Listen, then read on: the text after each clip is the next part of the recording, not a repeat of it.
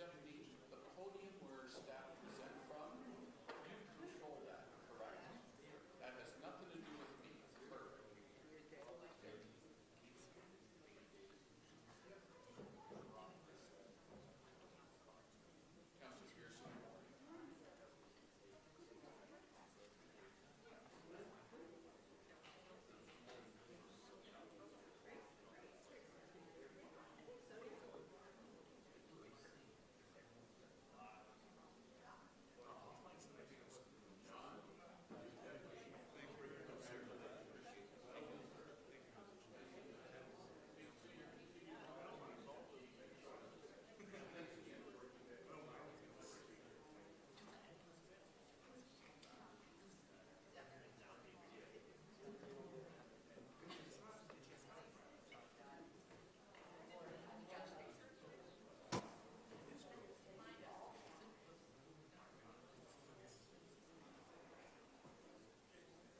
Councilor Pearson.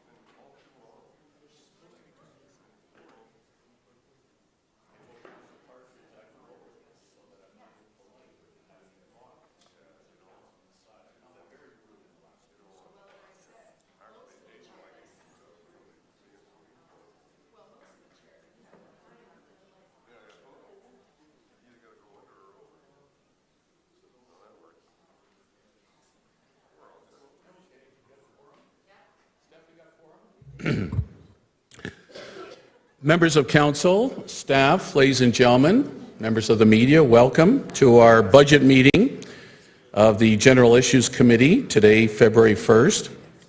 Couple of opening comments before I call the meeting to order.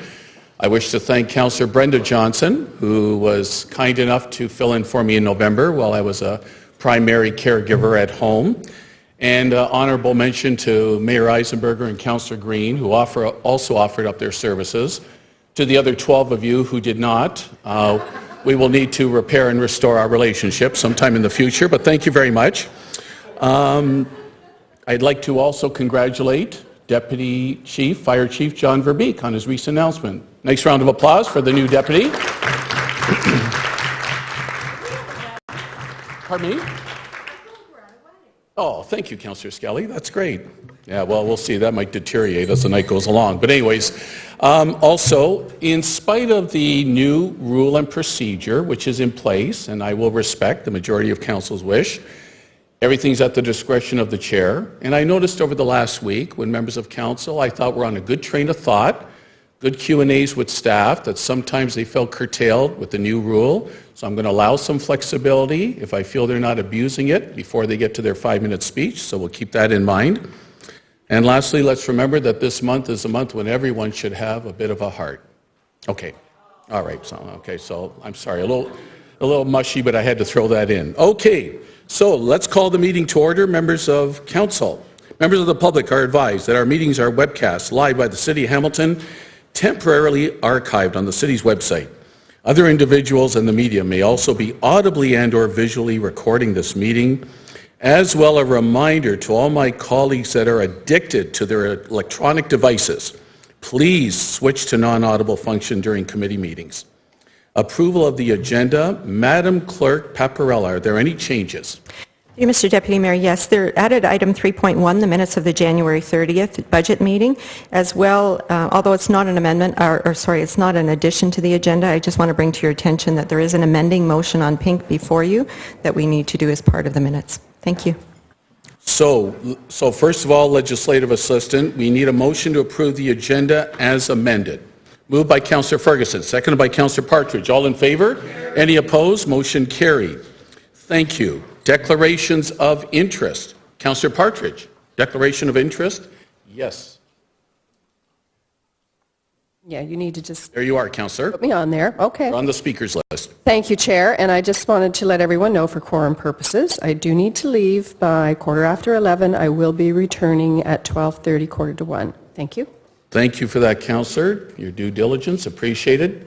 Councillor Pearson, please.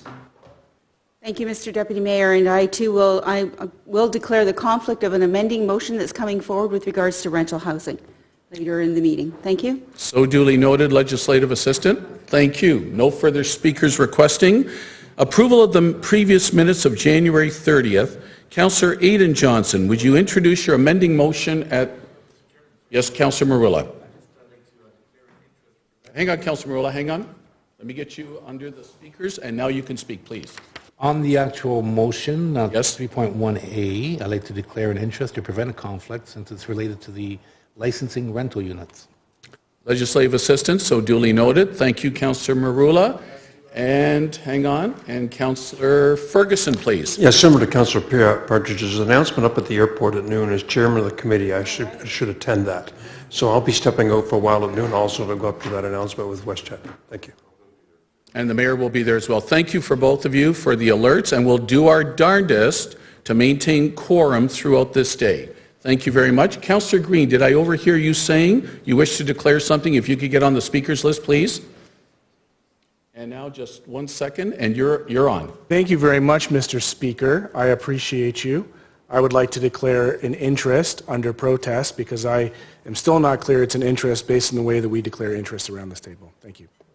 Well, Legislative Assistant, that'll be an interesting wording for you, and I'll let you and Councillor Green wordsmith that declaration. All right, thank you. All right, where is Councillor Aidan Johnson?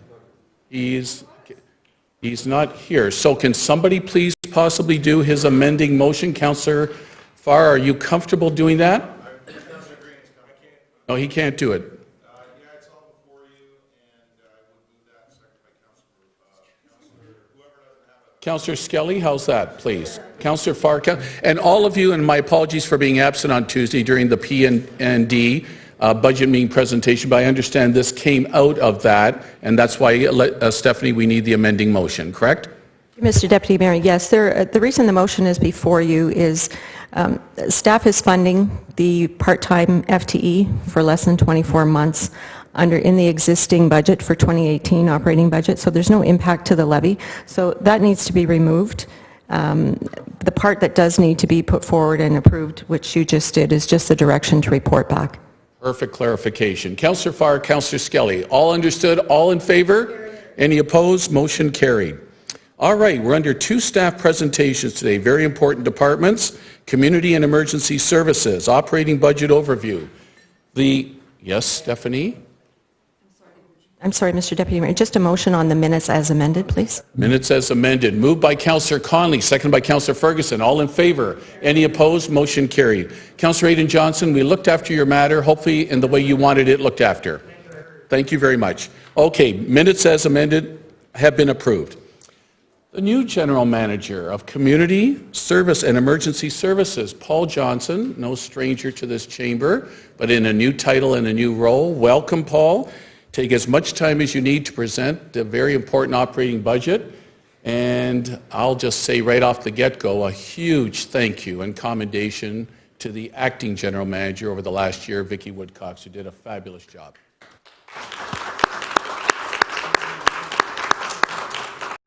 Paul, the floor is yours.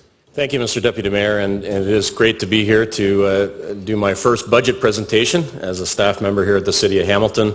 So good you get to hear it twice. Not the same budget presentation, but I'll be providing both the overview of Community and Emergency Services and Public Health Services next. But the budgets are separate in your budget book, and so we'll do 2 separate presentations this morning. Mr. Deputy Mayor, you did mention, of course, the tremendous work that Vicki did as the acting general manager last year, and much of the credit to what you see before you this morning is a result of her leadership with the team in Community and Emergency Services. A couple of other thanks before I get underway. One, as always, this is a budget presentation, and so our financial team under the leadership of Helen Klump has done an excellent job working with directors to make sure that the information is clear about how our budget is put together. And in terms of our presentation this morning, which you'll see is a little bit different than in past years in Community and Emergency Services, I want to thank Romus Kalasius. He is a Senior Project Manager in Recreation who is with us today. Romus, you can raise your hand there. On a day-by-day basis, he works in continuous improvement projects and, in fact, has spearheaded with a colleague of his a mentoring program within Recreation, but undertook to help increase and improve the visual representation of some of the metrics within the department. And he was assisted by Bilal Muhammad, who's also here with us today, who works as a data analyst within Recreation as well. And then finally, Mr. Deputy Mayor, I need to thank the whole team again for the work that they've done to get ready for our budget today. So today we are presenting a budget for consideration that nets a savings for the City of Hamilton of just over $900,000. So feel free to stop me at my 5-minute mark and just pass it if that's the will of this group. Good start, General Manager, but keep going, please. Thank you. And Mr. Deputy Mayor, I'm not sure whether that's great work on our part or they're setting me up for next year's budget, but we'll see that in 12 months. Over the next 30 minutes or so, as I work through this presentation, we do want to share a few things with you. First, we want to share information about what we do. We want to share some of our accomplishments in 2017. We want to focus a bit on some of the priorities we have in the coming year and years, and then also share with you how we're proposing to invest our budget towards the services that we deliver. In your presentation, I am not going to cover each slide.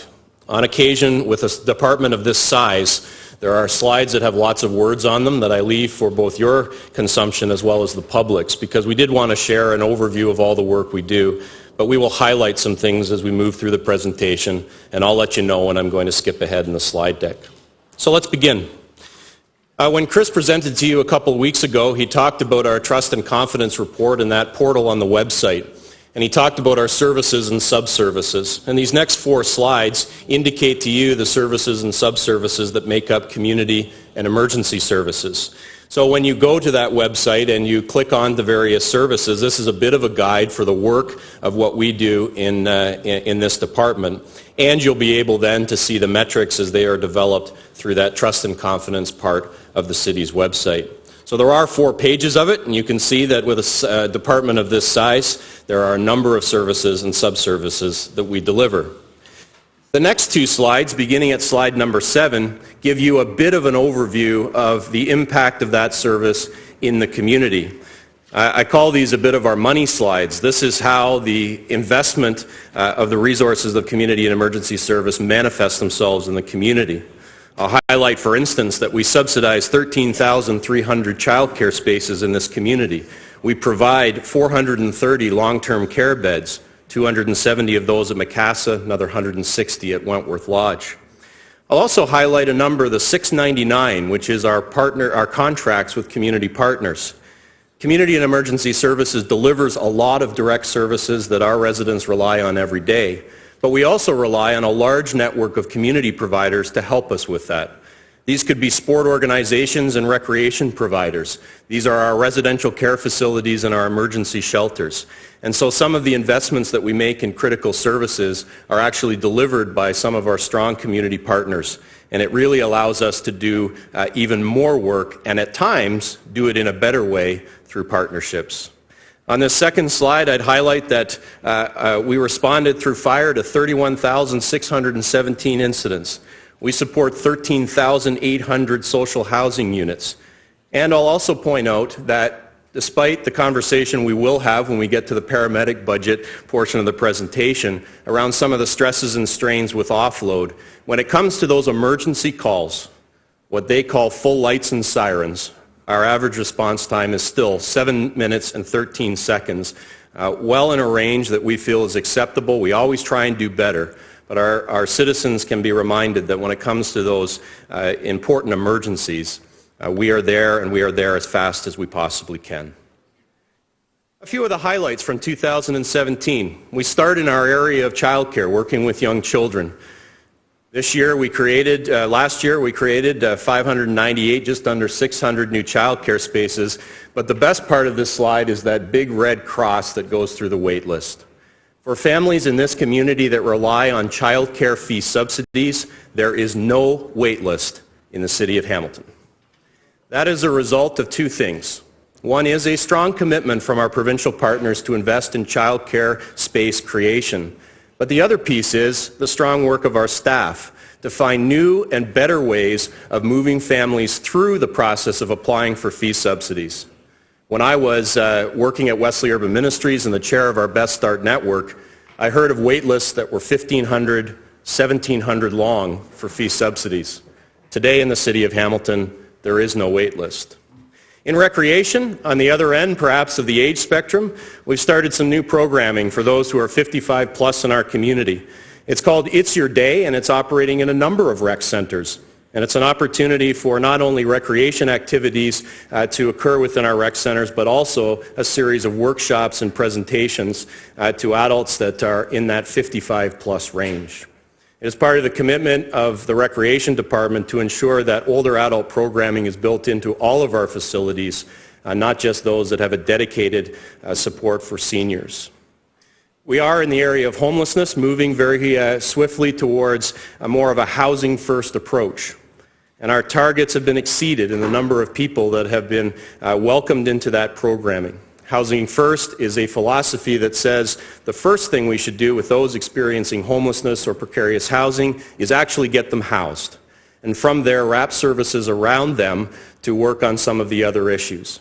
It is a shift in thinking around homelessness that existed 20, 25 years ago, where we tried to work on all the other issues in the shelter and get them ready for housing. It's sort of been flipped on its head, and it's being very successful, and you'll hear more about that in the housing report later. When it comes to the work of our community initiatives group within Community and Emergency Services, a lot of work over the last couple of years has gone into our community visioning. But it continued after we had the community vision, which actually helped inform the city's strategic plan. We've continued to engage the community to think about what actions are necessary in order to make that plan come to life, and also how we're going to monitor and measure. And we've held a number of very successful events around the community in order to engage in that conversation. New work in 2017 with young people through our Experience Annex was really to find a new alternative for young people to connect with opportunities for employment or education, and it has been a very successful program in its pilot phase operating out of our central library. And then, of course, on the construction front, we couldn't not put up a picture of the sod turning. It was pretty frozen sod, but there was a little bit of sod there on the Bernie Morelli Centre in central Hamilton, the Stadium Precinct or Scotts Park Precinct.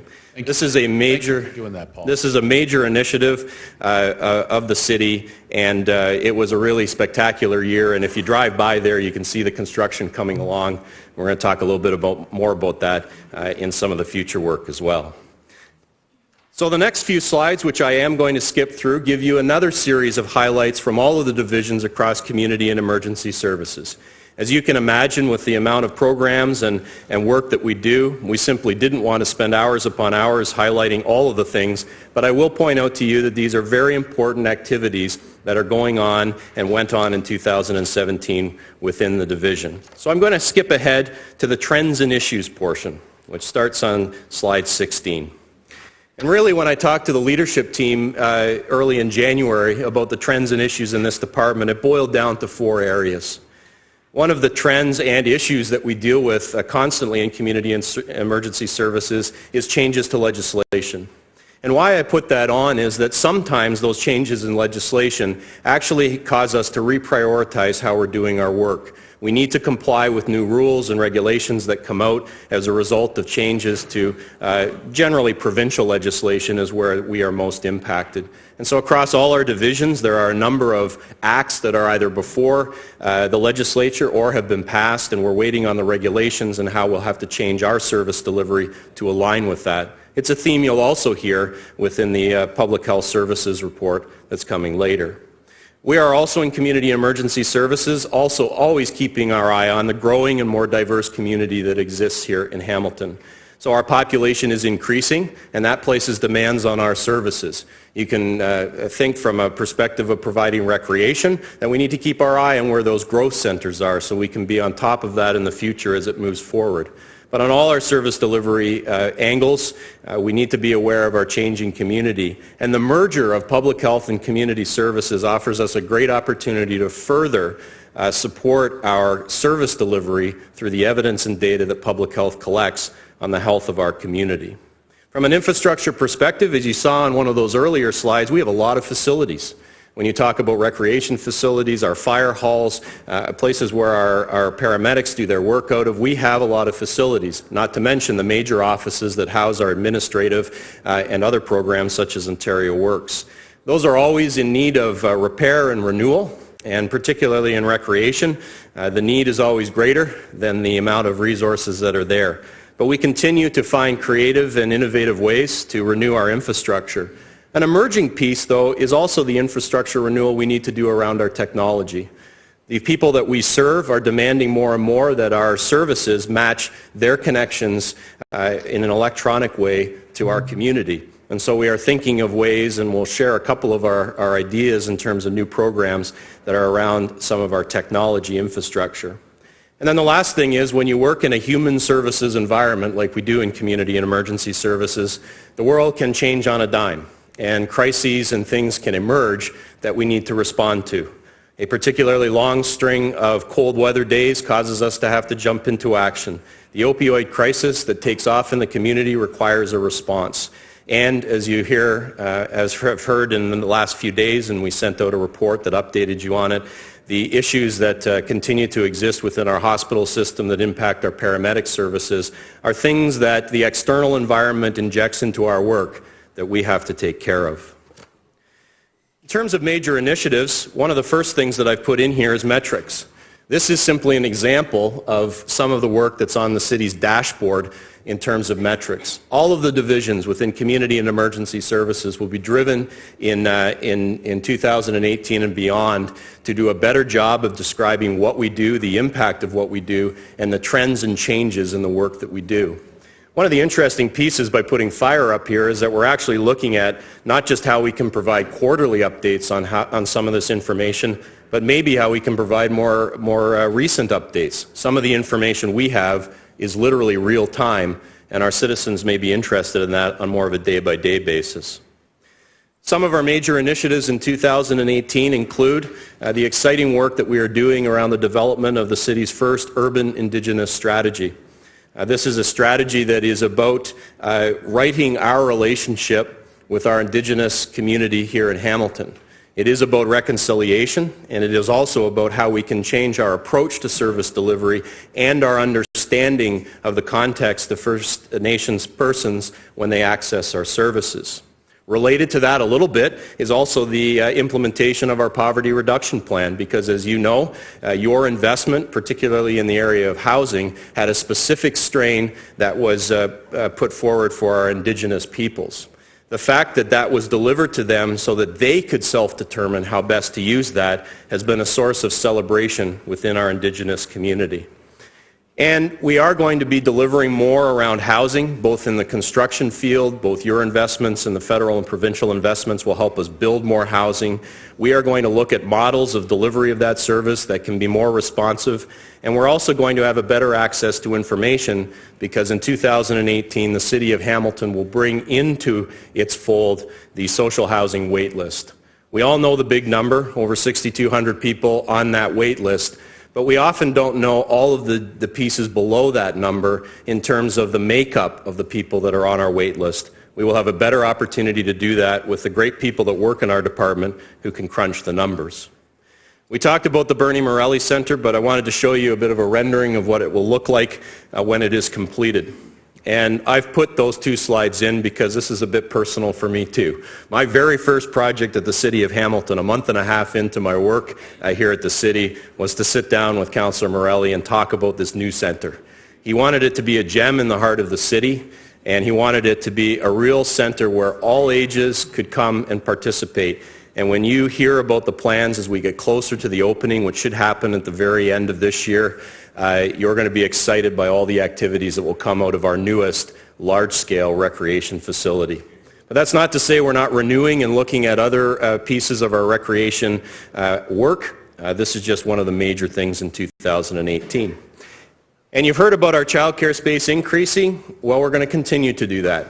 Because as much as it's great that there is no wait list for people accessing fee subsidy, we do have too few childcare spaces in this community for young people. In fact, we could only provide childcare spaces to about 21% of children. In other countries, that number is more 60 and 70%. So we have a long way to go to ensure that every child and family who wants their child to be in licensed childcare would have that access. So we're going to continue to work with our provincial partners to increase the number of childcare spaces in this community. The next few slides, again, show some major initiatives across the entire department. And now I'm going to move to some of our major initiatives looking out in 2019 to 2021. One of them is around technology. In Ontario Works, it may surprise you to know that about 20% of our caseloads still receive paper checks. A variety of reasons for that. And one of the things that our Ontario Works division wants to do is to streamline the delivery process to allow reloadable cards and payment cards to be there. So why is this important? Well, think about what you do with a paper check, particularly if you may not have a bank account. If you have a bank account, there's a hold. That's a time delay. If you don't have a bank account, where are you going? Check cashing. The percentage that is taken off for check cashing in the community is high. I know that Council is working on payday loan issues on a broader scale, but we think in Ontario Works the ability to deliver the money, make it there quickly, make it easily accessible, would be a massive improvement for 20% of the caseload in Ontario Works. Our fire department is working on a 10-year fire service plan through 2018, and so the implementation of that will begin the year later. And throughout this year, we'll be updating you on ways that the fire service is changing and trying to meet the needs of this community in new and exciting ways. Community hubs is a big strategy for the province, and it's an important strategy for the City of Hamilton. I think it's important to note that we've been doing community hubs for a long time. You just drive along Rymel Road, around the Upper Wellington and Upper Wentworth area, and you see a hub. It has a library and a Y and Turner Park and a police station. That's a hub. You go to Greensville, and we've been announcing and doing some work in Greensville to save a school and create it into a community hub. Councillor Ferguson has been working very hard with his community around an arts center, and that is a hub of arts activity within the community of Ancaster. Our rec centers are often hubs in communities, and places like the Boys and Girls Club would probably be better described as a community hub than anything else. But we continue to push forward with new ideas, and we were really pleased a couple of days ago when the Bidingen project at St. Helens School in McQuestion community was given another shot in the arm by the provincial government towards building a hub that will have Indigenous health services alongside Indigenous childcare programs and other mainstream services, and of course the home for the very successful and active McQuestion planning team. It is one of 4 projects across the province. So one of 4 projects is here in Hamilton that's receiving special attention and some additional early funding so that it can be moved to fruition. The last piece we're mentioning here is that, as always, we're trying to be more sustainable as our services. And so there are major initiatives that are going to kick off in the next couple of years at our lodges to find ways that their footprint overall can be lessened through recycling at the lodges, but also looking at innovative ways that they can utilize local food sources, cutting down our overall footprint of how we actually deliver programs in that area. And once again, a couple more slides that give you a bit of a sense of other initiatives that we have planned for the future.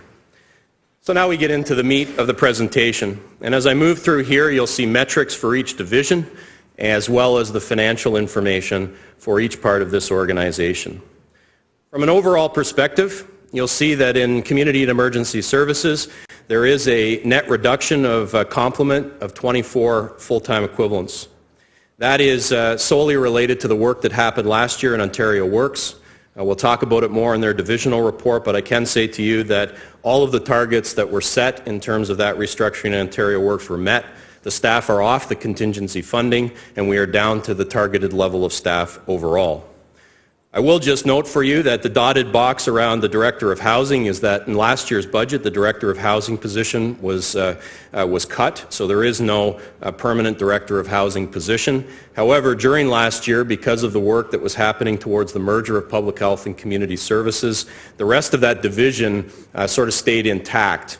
I've asked Vicki Woodcocks to step in and do a couple of things.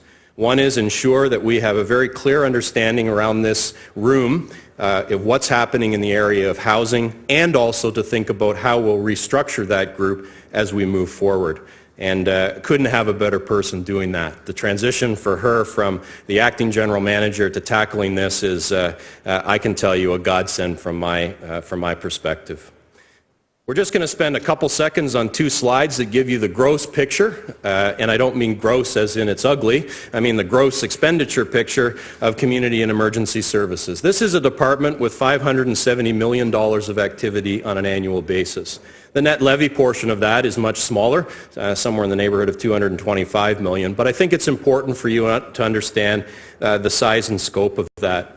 In terms of expenditures, when you look at that agency and support payments, it's important to recognize that a large portion of that is the Ontario Works subsidies and special income payments that go directly to residents of this community. Another $77 million in that piece of the pie is for child care subsidies. So a large amount of our commitment is actually going into the hands of people who live in Hamilton. Of course, as you can imagine, one of our largest drivers of cost are employee-related costs. Our headcount in Community and Emergency Services is somewhere around 3,800 people on an annual basis. Revenue-wise, we receive a lot of support from senior levels of government, primarily from the province of Ontario. Of the $310 million grants and subsidies, $287 million of that comes from the province and another $24 from the federal government. When you look at that pie slice around fees in general, the fees are generally coming from 2 areas, $16 million from recreation and $11 million from our lodges. Of course, individuals accessing long-term care do provide some funding as an individual, as well as the money that we receive from the ministry to carry on that work. So it all boils down to an operating budget as I say, of $570 million, a net budget of $225 million, almost to the button. I'm not sure how that kind of worked out. We're $40 off. We probably could have made that a nice even number. But the resulting piece is a savings to the city of $921 million. The drivers to that, I need to pause for a minute and remind you, as Mike has on many occasions, that one of the real positive drivers for us is the ongoing upload of some of the costs of delivery of Ontario Works. Unfortunately, that has now ended. 100% of the costs of part of the program of Ontario Works has been uploaded, so those savings will not be achieved in future years. This had a positive impact on our overall budget of 1.4%. So that is something we'll have to keep in mind as we go forward. In terms of drivers to cost increases, it's primarily related to our employee-related costs. There are a couple of other areas, of course, that we have some increases this year. One is simply the annualization of moves that you made in 2016 to provide additional housing allowances. We weren't able to get that program fully up and running in 2017, so we held a bit of it back. But in 2018, the full $1.1 million will be available for housing allowances. And we are cost sharing between the levy and reserves some of the increased cost around the fire line of duty death benefits. You see some of the savings there, and in each of our divisional budget presentations, you'll see how those savings play out. So in terms of the administration of Community and Emergency Services, fairly straightforward in terms of the finance and administration. It is important to note that the finance and administration in Community and Emergency Services, as in public health, has not been centralized as a cost, and a lot of that has to do with the fact that we can assign some of these positions to some of the grants and subsidies we receive, so it's actually more advantageous for us to charge that to our provincial and federal programs than it is to have it as a centralized administrative charge, which is often capped. When we get into some of the program areas, we begin with children and home management services. This area is led by Grace Mader, and although it shows no change to the complement in the budget book, I do want to remind you that in December of 2017, you did approve 6 new positions in children and home management. It doesn't hit the net levy portion of it, but that count will go up, and it actually changes the management ratio to 12-1, not 11-1 that's on, as it is on the sheet. So let's talk a little bit about the metrics in this division and how they're doing. Good news is we have more children receiving fee subsidies on a monthly basis, up 4%.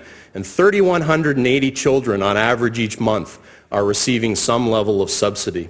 We have more children, 25% more, receiving special needs resourcing. 2 factors for that. One is we have more resource to invest, which is a good news story.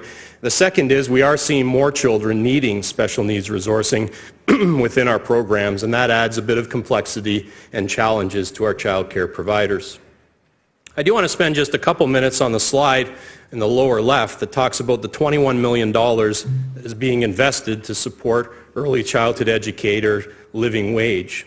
It's actually a major proportion of the child care budget, and it's an interesting story of how government has partnered with the city to ensure that the pay for employees within these important programs is of a living wage. And here's the story. At a base level, early childhood educators several years ago were about an average of $15.34.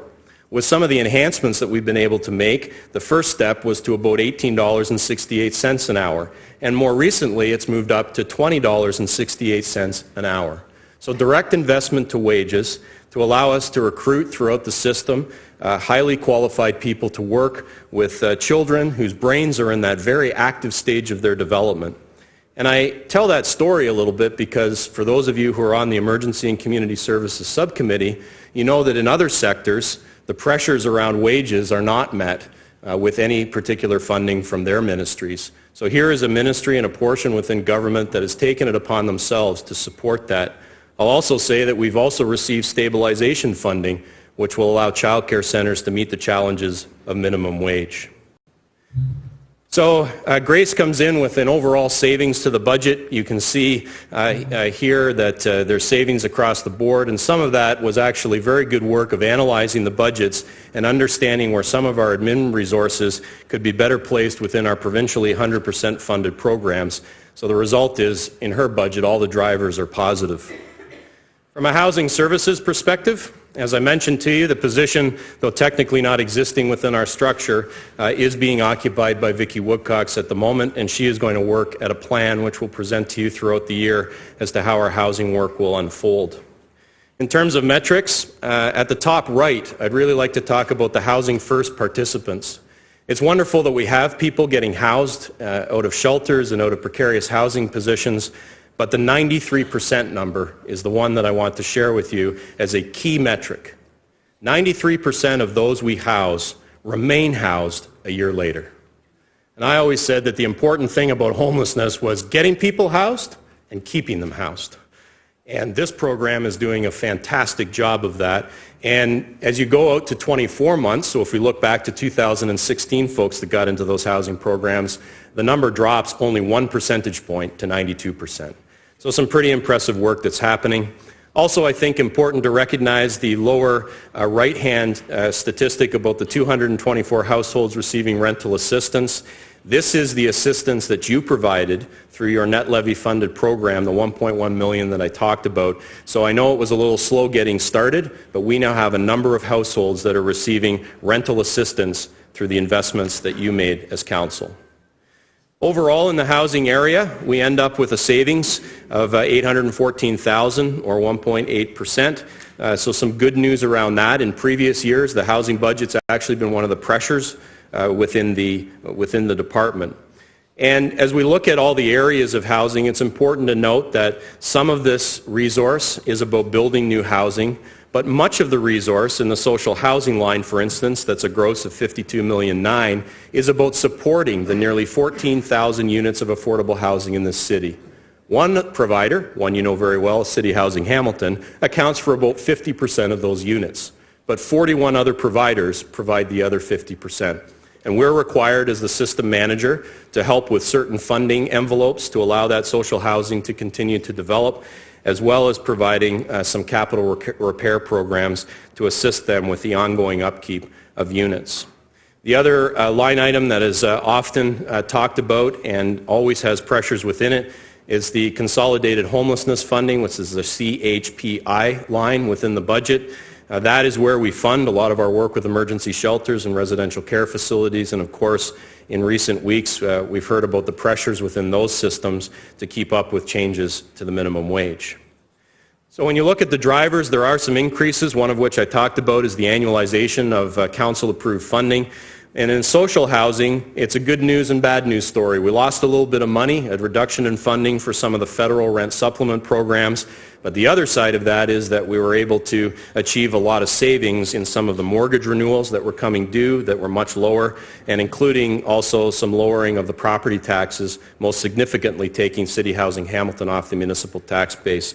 So we have some savings matched with some increases, but overall it ends up being a savings within this division.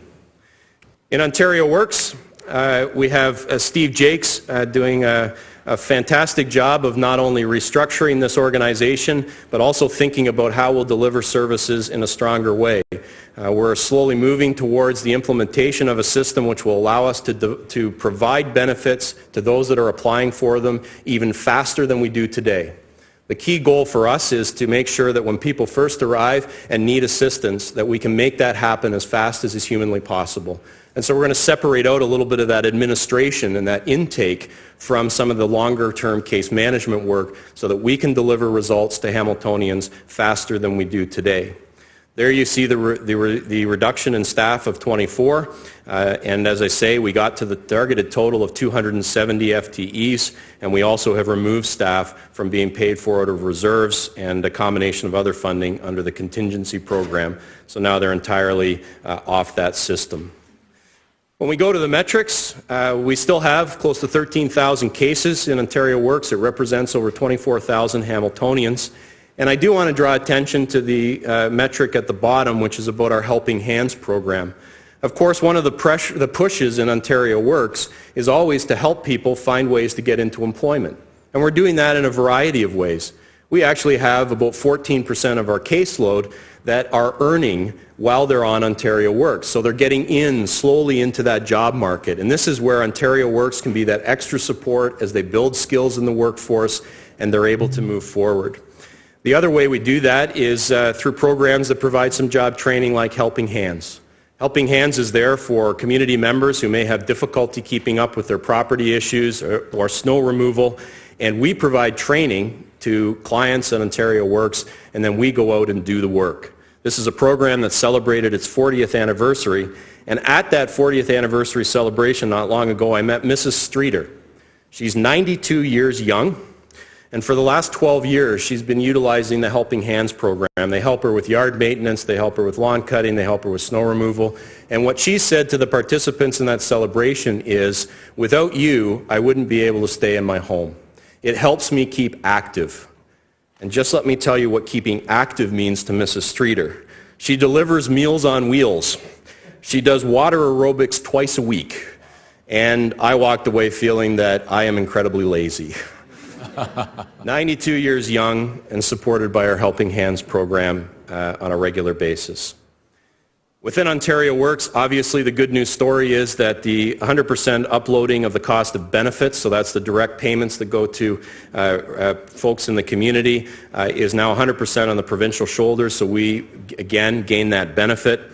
And just a reminder that the cost of administration of Ontario Works is shared, cost shared in a 50-50 split, and so that's where you get that $10,900,000 figure on the net levy is really our cost of administrating the program. That is not part of the program that will be uploaded, so our uploading has ended for now, and perhaps we can move on to the next program that should be uploaded to 100% because it certainly helps our budget. When you look at the drivers, there are employee-related costs that are going up, but that is well offset with some additional funding that's there in the upload. The other piece that Steve wanted to make sure that was mentioned is that there is an increasing cost for covering the expenses related to low-income funerals. And again, this is that quiet work that happens. I know the budget for Ontario Works is huge, so why are we focusing on a $40,000 pressure? But it's those special supports, it's jumping in to cover the costs of funerals when someone passes away and there isn't enough money to have it, that really make this a program as much about the heart as it is about the financial contributions.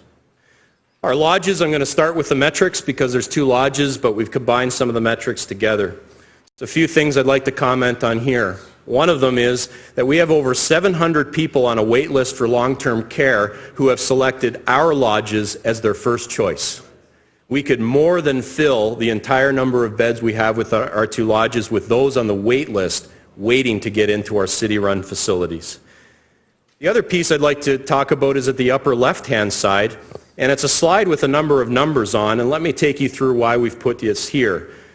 You will notice, it's the graphic with the people lying in bed, that between 2013 and 2017, the average length of stay at our lodges has been reduced. And that is a result of people passing away quicker once they move into our long-term care facility. That's not because of anything that's happening within the lodge, it's what's happening with the people who are moving in. 40% of the residents of the lodges are over the age of 90. The acuity, the complexity of the people that are moving into our lodges is higher. So why I share that graphic with you is that the wait list, the issues that are happening with the complexities of people moving into the lodges all have other impacts. They have impacts on our staffing at the lodges and the amount of resources that we need to put into our lodges. The wait list is also a driver of some of our paramedic calls. The more people have to wait to get in the right level of care, the more likely they are to use other services in the meantime. And to end on a good news story, I wish I could somehow put my hand over the 2017 survey results and just show you the 2016 results. Because you might say, Paul, how could they possibly get any better than 93, 95, 96, and 98? And the answer is, they did. When you look at our survey results in 2017, they are increased or staying the same, and I would draw your attention to the final survey result that I think is really important. 98% of our residents over the last 2 years feel safe in their long-term care facility, the lodges that we run at the City of Hamilton. Let's start with Macassa Lodge. Our senior administrator for the lodges and our administrator at Macassa is Sean Gadsby. And you can see that there's no change to his complement in terms of the staffing at the lodge. And when we head to the budget, you will know that there is a pressure in this budget, an increase, and at 5.3%, it's higher than you would see across a lot of the other divisions. What I would ask you to look at is the very last line of the breakdown, which is revenues, Macassa, and notice that our revenues have increased by 0.9%. Well, that does not keep pace with our expenses. So the story of the lodges is that our revenues are going up by a small percentage, our expenses are going up by a slightly more percentage, and the resulting impact is seen in here. So some of the key drivers are, of course, employee-related costs. As I mentioned to you, not only do we have the normal upward pressures in employee costs, but we also have the reality that we have to deal with an increasingly complex set of healthcare needs within the long-term care facility. We have increasing supply costs, particularly around incontinent products, as well as some of our food pieces. We do receive some increased subsidies, but as I showed you on that last slide, it just doesn't keep pace with some of the increased costs. Wentworth Lodge, Holly is here with us, and Holly's doing a fantastic job in Wentworth in an acting capacity. And the story at Wentworth is very much the same. If you look at the revenues at Wentworth, 1.2%, but the drivers of our cost are higher than that. And so you end up with a pressure that percentage-wise is perhaps higher than you would see in other divisions. No difference in terms of the budget drivers at Wentworth Lodge from Macassa Lodge. Employee-driven, some supply-driven, matched but not entirely matched by increases in some of our revenues. We move to the Neighborhood and Community Initiatives section. This is very much a division in transition. We don't have a director in place at the moment. Grace is there in an acting capacity, and we are really exploring the ways that this division will continue to deliver the programs in the Neighborhood Action Strategy as well as some of our other initiatives, and particularly looking at how this will mesh with the new merged department in public health. But as we look at some of the metrics, this was a tremendously positive year for this division as they opened and had some great connections around the Experience Annex, continue to engage partners on Our Future Hamilton. And one of the quiet services that happens in this division is our local immigration community partnership program called the Hamilton Immigration Partnership Council. And it is a collection of people that are working to better support newcomers to Hamilton, both from a service perspective, but also from just that welcoming perspective into our community. In terms of the budget, very small increases. Because the budget itself is so small, those increases tend to look like a higher percentage, but in reality this is a very small increase.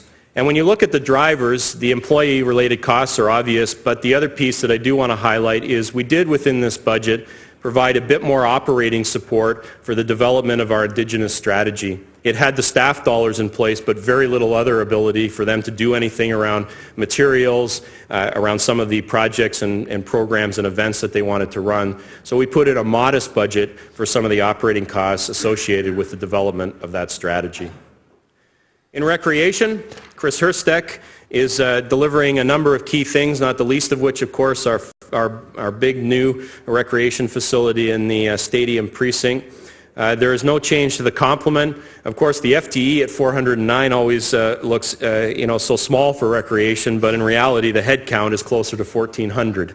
So you get a bit of a sense of the number of part-time positions and also seasonal work that happens, of course, in our great recreation division. In terms of metrics, we have a large volume of people that are visiting our programs, and we continue to try and find innovative ways to draw more in. The It's Your Time program that I mentioned earlier on in the presentation is a good example of that. But I think the real story here is along the bottom with our customer satisfaction survey. I would be pretty happy with an 82% overall satisfaction with recreation services if that was just the number that was presented. But what great news is that we're never satisfied. Good is the enemy of great, and so this is a division that keeps going after great, and we saw a 6% increase in the overall satisfaction with our recreation services. 90% satisfaction with our facilities, which means that even with limited resources and the pressure of older facilities, we're doing what we can to keep them in the best shape possible. And I love the fact that 93% of the people who use our programs would recommend them to someone else. The budget for recreation is increasing in 2018. It comes in at about 1.9%, just under $600,000, but it is important to note that that does factor in $155,000 of costs that's simply related to the increase of minimum wage. Recreation is one of those divisions across the city that is impacted by the new legislation around minimum wage. If you factored that out, this division would come in somewhere around the 1.4, 1.5%, right in line with your guidelines. Major drivers in recreation are, again, employee costs. I will mention that our utility costs are up. In particular, hydro, it's a pressure of $125,000 anticipated in 2018. The good news is that we will be receiving some more revenues from user fees. The minor increase in user fees the council's already passed will impact our budget in a positive way, and this division also kept looking for ways to have base budget savings. Moving to our fire department. Under the expert leadership of Chief Dave Cunliffe, and as you, Deputy Mayor, mentioned, obviously a new deputy chief already in place as of this week, which is fantastic, replacing Bill Pittman, who did some tremendous work. When we look at the metrics in the fire department, yes, there are increasing call volumes, up about 5% from the previous year. But what also is good is we have more people participating in public events and programs that fire is developing, and we have lots of visits. So I do want to focus for just a second on the lower right-hand side with our home fire safety education program. Of course, one of the key roles of any fire department is that they respond to those calls, and we do that, increasing volumes around that, but we do that and do it well. But the other piece that's really important is how are we working at lowering the number of times people need to call us for service, and how are we ensuring that if we all are called for service, that we are ensuring the safety of the people. I always say that it's impossible for us to believe we'll live in a day where there aren't fires, but we probably get to a day where we don't see major injury and loss of life in those fires because of the right protection systems. And that's about getting into homes, it's about checking smoke detectors, it's about installing them for families who don't have them.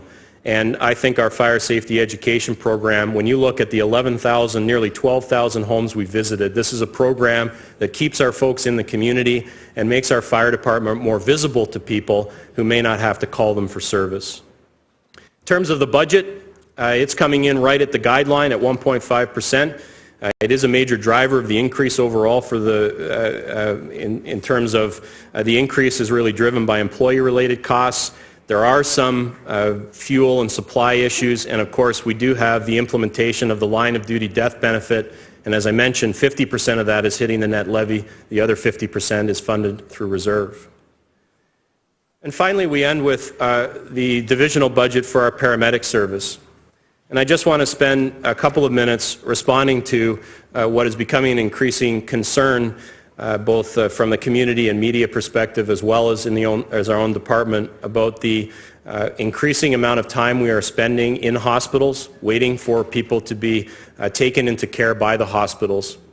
And already in January of this year, we had 34 Code Zero events. And as I put up the metrics slide, in 2017, we had 112 the entire year.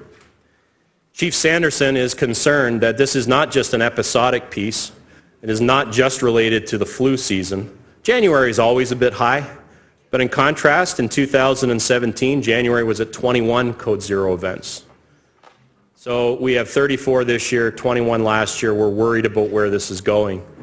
If you look at the slide at the upper right, 26,000 hours of ambulance delay in our hospitals. To put that in a dollar term, it translates to $6 million in staff time.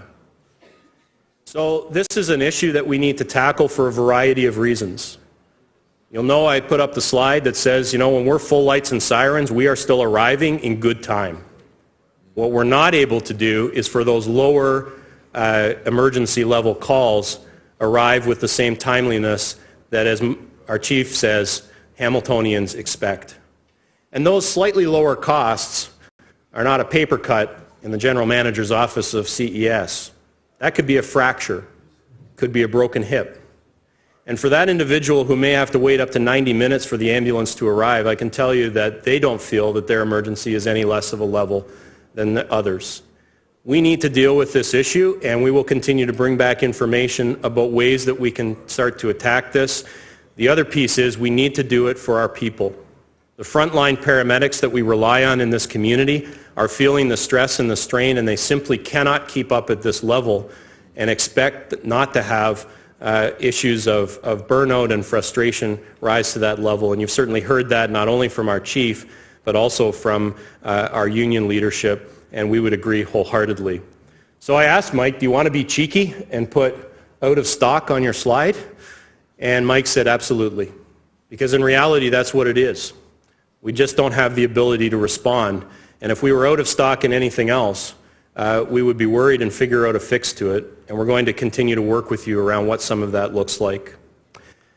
Our paramedic service does show an increased pressure this year of about $450,000. It is primarily driven by employee-related costs. There are some savings in provincial subsidies, but that is not helping to put more ambulances on the road and deal with some of the offload issues.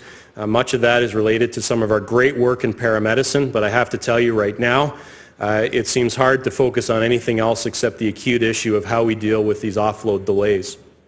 And so that's what's driving the budget changes for Mike. I'll also note for you that this is the base budget.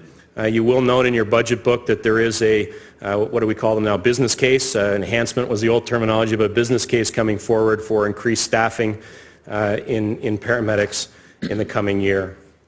So we've come to the end of the journey of community and emergency services for 2017 and the budget for 2018. Again, I want to thank our team for pulling together a great budget to present to you today, and look forward to the questions that I'll try and answer some, but mostly I think my colleagues will jump in and provide you the information that you need. Thank you, Mr. Deputy Mayor. General Manager, outstanding, thorough presentation of your first budget as General Manager of this huge department. Members of Council, I'm as guilty as anyone of sidebar chats. All I would ask is keep the volume low, because I know they exist, but just keep the volume low.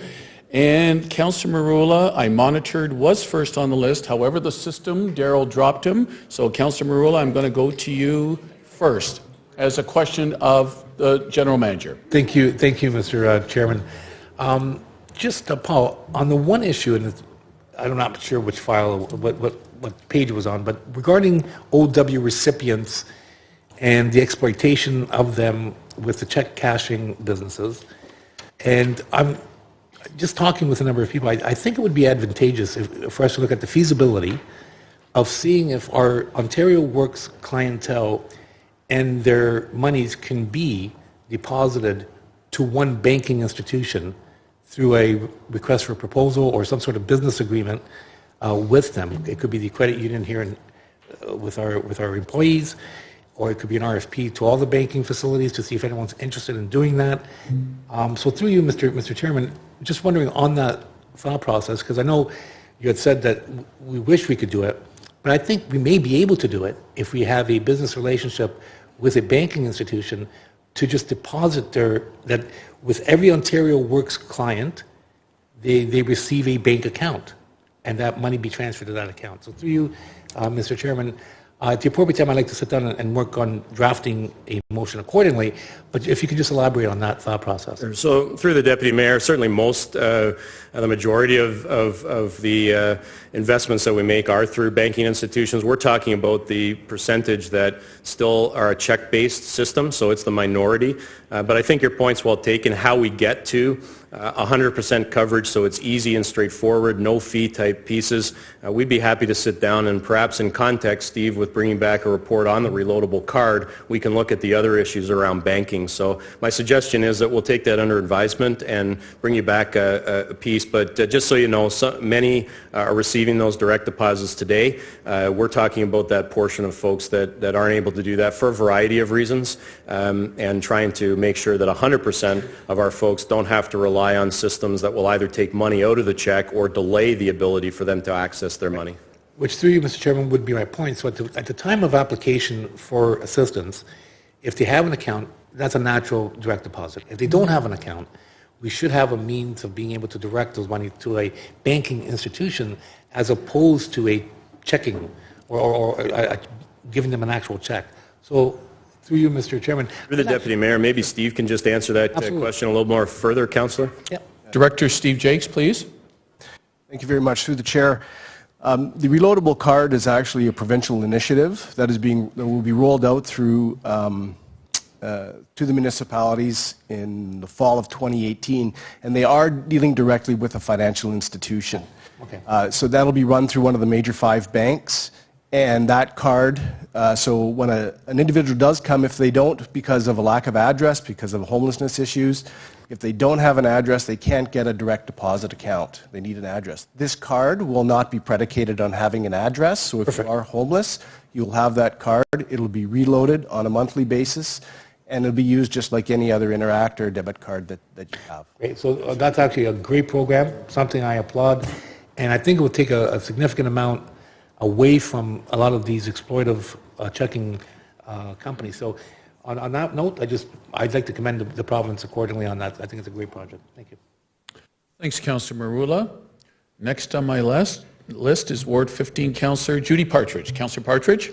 Yes, thank you, Deputy Mayor. And Paul, thank you. Great presentation.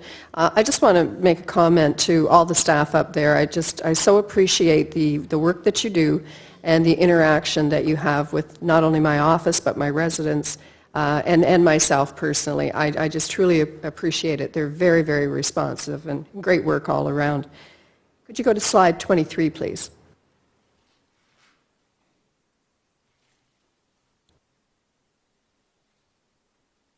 It's too bad it wasn't an automated, just punch in That's okay. 23. We'll get there in time. Yep, there we go. Okay, thank you.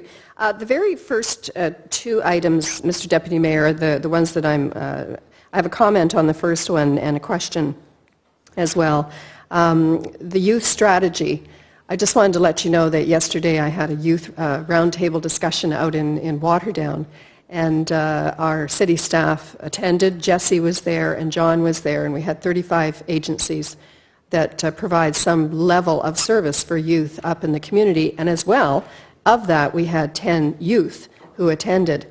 And I just want to absolutely commend our staff. John was terrific, and Jesse just wowed the whole group. They were very, very enthusiastic. Lots of good discussion came out of that, and some action as well. The second item is the Implement Recommended Ontario Works Organization Structure Review. And my question, Paul, through you, Deputy Mayor, one of the initiatives, the rural outreach, and you're aware of this because we did forward on an email to you. Last year, late in the year, I believe it was in the fall, we had meetings up in Flamborough with the Flamborough Food Bank, the Waterdown Food Bank, the two churches that were involved, the Flamborough Women's Resource Centre, and there were 3 staff people there from Ontario Works, and the discussion was, and we've been trying to do this for a couple of years, to have an OW worker come out 2 hours out of the month at the Women's Centre and at the food banks. And it was all set up and everything was great, and they were going to start, provided me with information. We started promoting it out into the community. What I just found out yesterday was that I think the person was only out once, maybe twice. They went to another job. The replacement went off on sick leave. That current replacement is not doing anything with the outreach. Now, I do understand that the agencies were informed, but that is such a critical piece that we are missing out there with that outreach, especially out in Flamborough. And we do have a number of OW recipients out there. They don't always have transportation, so to be able to get to the Flamborough Food Bank, which is up in Carlisle, and the Flamborough and the Waterdown Food Bank, is sometimes a little bit onerous. What can be done to ensure that that is reinstated? So through the Deputy Mayor, first of all, apologies for that break in service. That's, you've stated the case for it, but that's, you're not talking about a lot of hours on a monthly basis. And certainly the direction in Ontario Works is to look at ways that we can be more in the community for a variety of reasons. First and foremost, customer service. But secondly, it actually helps us from an efficiency and effectiveness perspective because it cuts down the no-shows. A bit to your point, if it's a long way to travel, the likelihood of no-shows is much higher, and we're seeing that across the community. So in this case, I think this is just a gap that occurred that we can close fairly quickly. I'll ask Steve if he wants to chime in about how quickly we might be able to do that, but certainly the approach we're taking with you and other parts of the community is exactly what we want to go in the future. Through you, Deputy Mayor. Thank you for the question. It was not intentional to reduce services from a place-based position. We will get a staff member to ensure that they're connecting with your office and they reinstate the 2 hours or more in the community. Unfortunately, we ran into some health issues with one of our staff, which were unforeseen and unplanned for towards the end of the year, and it's taken us some time to reorganize the staff and redistribute the caseload and assign those. But we'll get back to you early next week as to who the replacement is and when they'll start. Director? Yes, and thank you, Deputy Mayor. That would be terrific. I really appreciate that. And, you know, our employees' health comes first always, but I just always worry that this type of a situation falls through the cracks, with the, especially with the rural areas. But I know that they were just so appreciative, the food banks were just so appreciative, and the Women's Centre, to have that person come out and actually meet with clients. Volunteers were lining up to drive people who had some challenges around that, so I very much appreciate that. Thank you, Deputy Mayor. And Paul, if you could go to 78, please. Take you in the other direction now. And this is with regards to the Code Zero, Mr. Deputy Mayor. Thank you. Councillor? Thank you. And very, very worrisome, and again, it's for our staff, it's very much a huge pressure, mental health-wise, as well as, the physical, just having to sit there for hours and wait. But when I was chair of Emergency and Community Services, and this would have been, I think, 5 years ago, Deputy Mayor, you were on the committee as well. And, one of the things we had going at the time, and this question may be for the city manager, or it may be for you as well, but you weren't in that capacity at the time. But one of the initiatives that we had going was there was a team, as I understood it, that met with Hamilton Health Sciences. It included the chief at the time, and also the directors from our division, and a couple of other people, and directors of nursing. And that was a long time ago, and it was my understanding back then, Deputy Mayor, that we had come to a possible solution, and indeed there was a decrease, is my understanding. And I'm seeing the city manager moving into the role of response. City manager? If I can, through you, Deputy Mayor, you're absolutely right. In fact, that table was set, I think, 4+ years ago.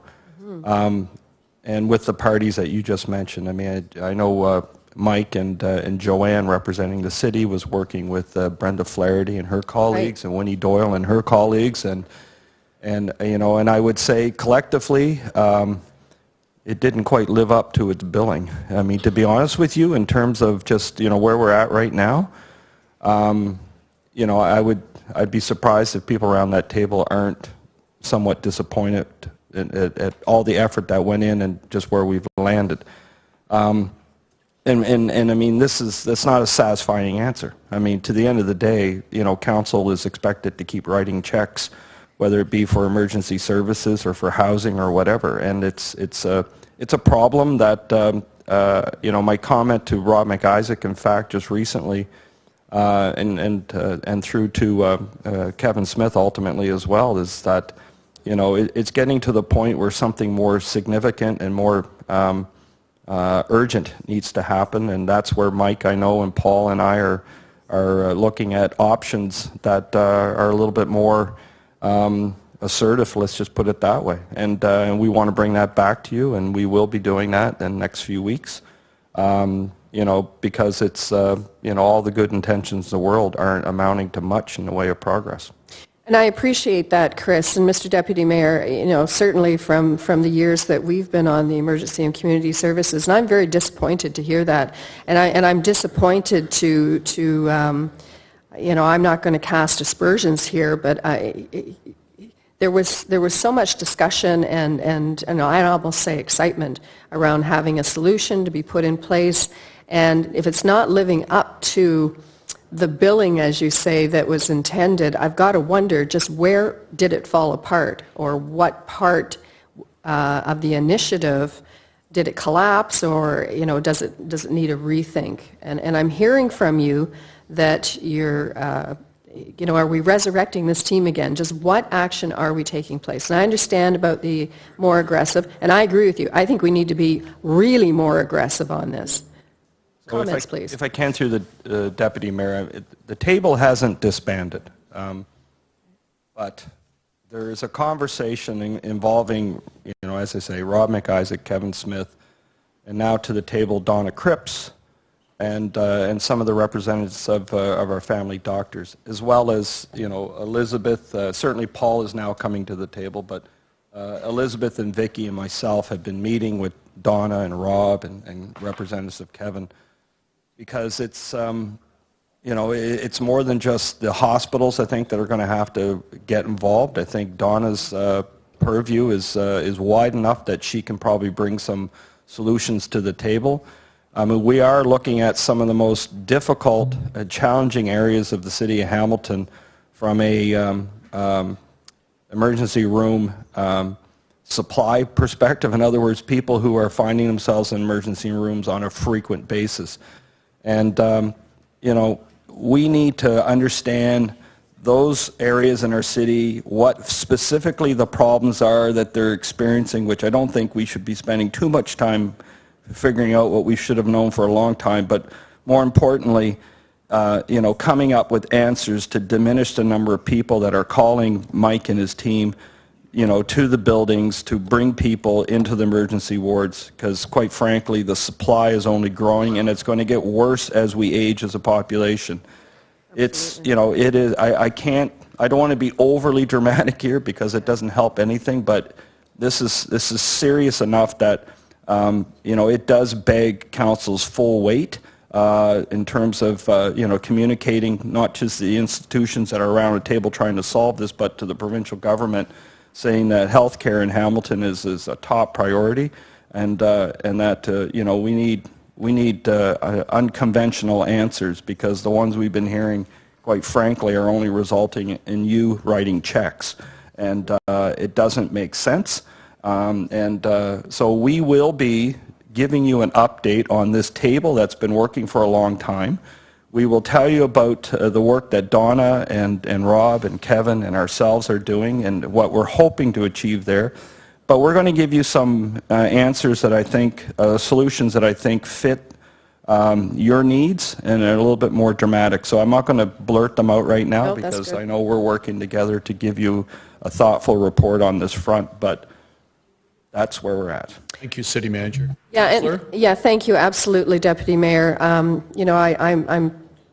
cautiously optimistic that I'm hearing there's a little more pressure being put on there. Are people living up to deadlines to come back to the table with information and action plans? The table that has Donna Cripps and Rob and Kevin and ourselves at, I mean, we meet now monthly. It's the CEOs and CAOs and senior people meeting on a regular basis. We're not sending in designates. So that is being, and I mean, I must say, I applaud Donna and her team for putting the resources behind this and driving this group along. So yeah, we're meeting those deadlines, certainly. I just think, honestly, from the mayor's tweet, while he experienced firsthand in the emergency ward, to what's going out via social media right now, and what has always been on your table, because again, you write the checks and you care about this community. There is a spotlight on this, and I know Councillor Marula has mentioned to us in terms of priorities that we need to illuminate to the province as we're going into election, and we've he's talked about a summit. I mean, I can tell you the whole community health matter will probably be one of the first ones that we will want to make sure they understand our problems, and we'll be bringing that back through Councillor Marula and the mayor to this committee, just to talk a bit more about how we can focus on that priority. Yeah, thank you.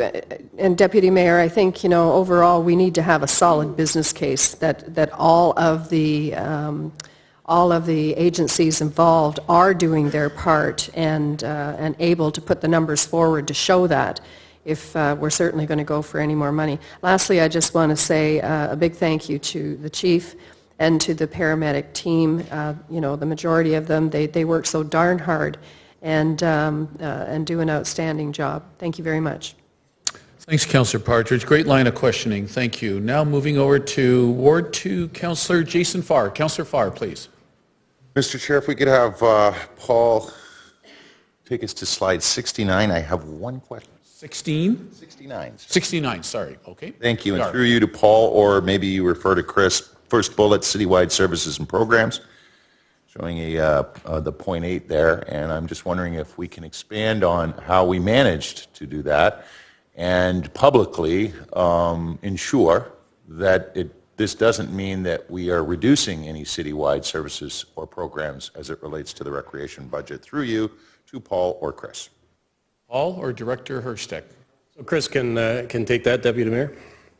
Through you, Mr. Deputy Mayor, that is correct to the council. There's no reduction in service. This is where we had some operating efficiencies, where a reduction in some operating supplies, as well as increased revenues that came to our decrease in. Congratulations on that, and thank you for the time, Mr. Chair. Well, thank you, Councillor Farr. If you would then take yourself off the list there, just canceling that, thank you. And moving next to Ward 12 Councillor Lloyd Ferguson, please. Thank you. Ferguson. Thank you, Mr. Chairman, and through you to Paul. Paul, congratulations on your budget presentation. It was very slick, well presented, showed us what we're buying, and although I suspect your staff had a lot to do with that, because you haven't been in the chair that long. I just want to throw caution to you. I remember about 5 years ago, and Elizabeth Richardson will remember this, she came in with a pretty good budget one year too, about 5 years ago. We didn't even want to listen to it. We took your advice at the start and just approved it right on the spot. The next year she got clobbered. So heads up to you. That, and you can... I got 1 year. I just want to focus in on the problem area, which is EMS. And I want to publicly thank the mayor for bringing attention to this, his visitation to the general last week. I had the exact same experience 1 year ago right now. Martha had to get transported by ambulance because she was deathly ill. And she got stuck in an isolation unit in emergency for 3 days. So I stood there for 3 days and watched what's going on. And I talked to all the paramedics also, because there's some real dead time there for both myself and the paramedics. They hate it. They didn't like being there. They'd rather be out doing their job. And I asked them, well, why can't two of you stay, look after 4 patients, and the other 3 sets go back on the road? And apparently there's some bureaucratic rule that prohibits that, and I don't know whether Chief Sanderson can elaborate on that if he wants to. The issue of, and of course, and I'm going to get to answer 2 questions. With great fanfare, the province announced $800,000 per year for offload nurses to do just that, offload the ambulances and have one nurse look after the same as the paramedics do until they get admitted. What happened to that? So those 2 questions to start with, Mr. Chair. Chief Sanderson? Thank you very much, Mr. Deputy Mayor, through you. The first issue in terms of doubling up and tripling up for the paramedics, having a paramedic team look after more than 1 patient, there's absolutely no administrative rule preventing them from doing that. In fact, we ask paramedics to do that. We have supervisors go there and ask crews to double up on a regular basis. It frequently happens. I know that it was happening the night that the mayor was at the General Hospital. I know it was happening on Tuesday night when I was around at the hospitals. We regularly have crews double up where we're able to. The challenge is when the patient is on a stretcher and they require to stay on a stretcher, having them double up when there's no stretchers available. So we end up having patients that are on a stretcher and no actual place to put them. If the hospital has a stretcher available, obviously we would expect the patient to go into the hospital stretcher, transfer of care would occur, and we would carry on. We do keep a few spare stretchers from our service at the hospitals to enable our crews to double up, and that actually helps us in the process. But there's only so much storage space, and certainly if you've been at the hospitals and you've seen the congestion at the Juravinski, at St. Joseph's Hospital, and at the General Hospital, when we have many, many patients on ambulance stretchers in the hallway, there literally is no place to stand. So it does create a challenge. We can't just put an infinite number of our stretchers into place there. There's no space for them. But we do encourage paramedics to double up, and I know on a regular basis they do where it's possible to do so. Okay, I didn't witness that, Chief. I've witnessed 4 sets of paramedics standing there for hours and hours and hours, and they're bored to death. That's why they want to get back out. They can't wait to get back out and do their job. It seems like a low-cost solution then to have the hospital invest in some gurneys. I mean, you've got those 4 stretchers sitting there anyway, just put 4 more gurneys there and let those guys get back out and do their job. It seems like such a simple solution Through you, Mr. Deputy Mayor, it is a solution, and it's one of those things that we've been doing on an ongoing basis. And I'm sorry that you haven't seen it happen, Councillor, but I do know that it does happen, and it happens on a fairly regular basis. And so what happened with these offload nurses that were hired by the province to do just that, offload the ambulances and get them out? Through you, Mr. Deputy Mayor, the offload nurse funding continues to be in place. It's not $800,000. It's about $1.3 million that we receive from the province on an annual basis. We fund one offload nurse 24 hours a day at each one of the sites. The agreement is that they're supposed to be looking after up to 4 ambulance patients at a time. For the one offload nurse, transfer of care should be occurring. We are working with the hospitals to quantify how much they're doing that, but I think unfortunately the offload nurse is not always being used to offload ambulance patients, and we are working with them to make sure that that's happening on a more regular basis. Okay, so that's the issue then. If they're not being used offload, they're being pulled into the hospital staffing complement then to help other patients. Through you, Mr. Deputy Mayor, the discussions I've had with administrative staff at the hospital, senior leadership at the hospitals, is they're using sometimes that offload nurse to manage flow through the emergency department, and I totally understand that issue. If you're managing flow and you're improving the flow through the hospital, but if you're not improving the flow and we have ambulances on offload, it has to be used for offloading. Okay, how do we fix that? We'll work with the hospitals to do that. It becomes a financial lever in terms of whether they're actually using the nurse for what they're supposed to be using it for. Okay, and I just wanted to share with members of council and the public that are here today, we had the exact same experience 4 years ago in policing. Maybe it's 4.5 years ago now. And there's that famous picture that used to go up on the screen at budget presentation time at police of 7 cruisers sitting out in front of St. Joseph's Hospital waiting to offload a mental health patient. And that officer couldn't leave until they're triaged and taken in. So they were sitting there with them. And the solution that the police worked out with the LHIN, with Donna Krebs, was to put a mental health worker right in the cruiser with an officer. And we now have 7 cruisers that do just that, respond to mental health. There are 7 officers. There's not 7 on the road at any one time, but there's 7 officers assigned full-time to this rapid response unit with a mental health worker right in the cruiser. And so when a mental health issue comes up, is called in, they're the ones that respond. And the officer takes control of the scene, de-escalates it, and then it's handed over to the mental health worker. And I think the last statistic I saw, the admissions to St. Joseph's Hospital emergency are down 55% because they're taken directly to the service they need, not having to go through the hospital emergency room to be diagnosed and then sent to the location.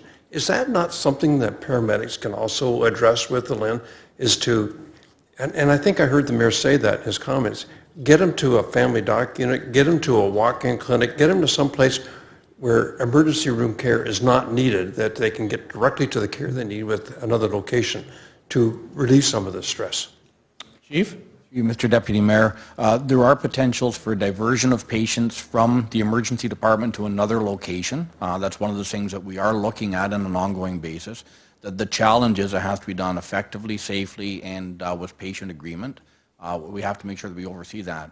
We just met with the Healthcare Hospital Working Group. I met and gave a presentation the other day. How many patients can we divert to the urgent care center, for example? The challenge we have with the urgent care center diversion is the urgent care centers do not want to accept ambulances at this point. We've been talking to the hospitals for the last couple of years about being able to take appropriate patients to urgent care centers, and to this point, they're not prepared to accept patients at the urgent care center. So that's a provincial decision. It's a hospital decision? That is a hospital decision. The urgent care centers, the West End and the East End, are both part of the healthcare system. They're appropriate destinations. It is used in other areas. We can have an agreement to move some patients.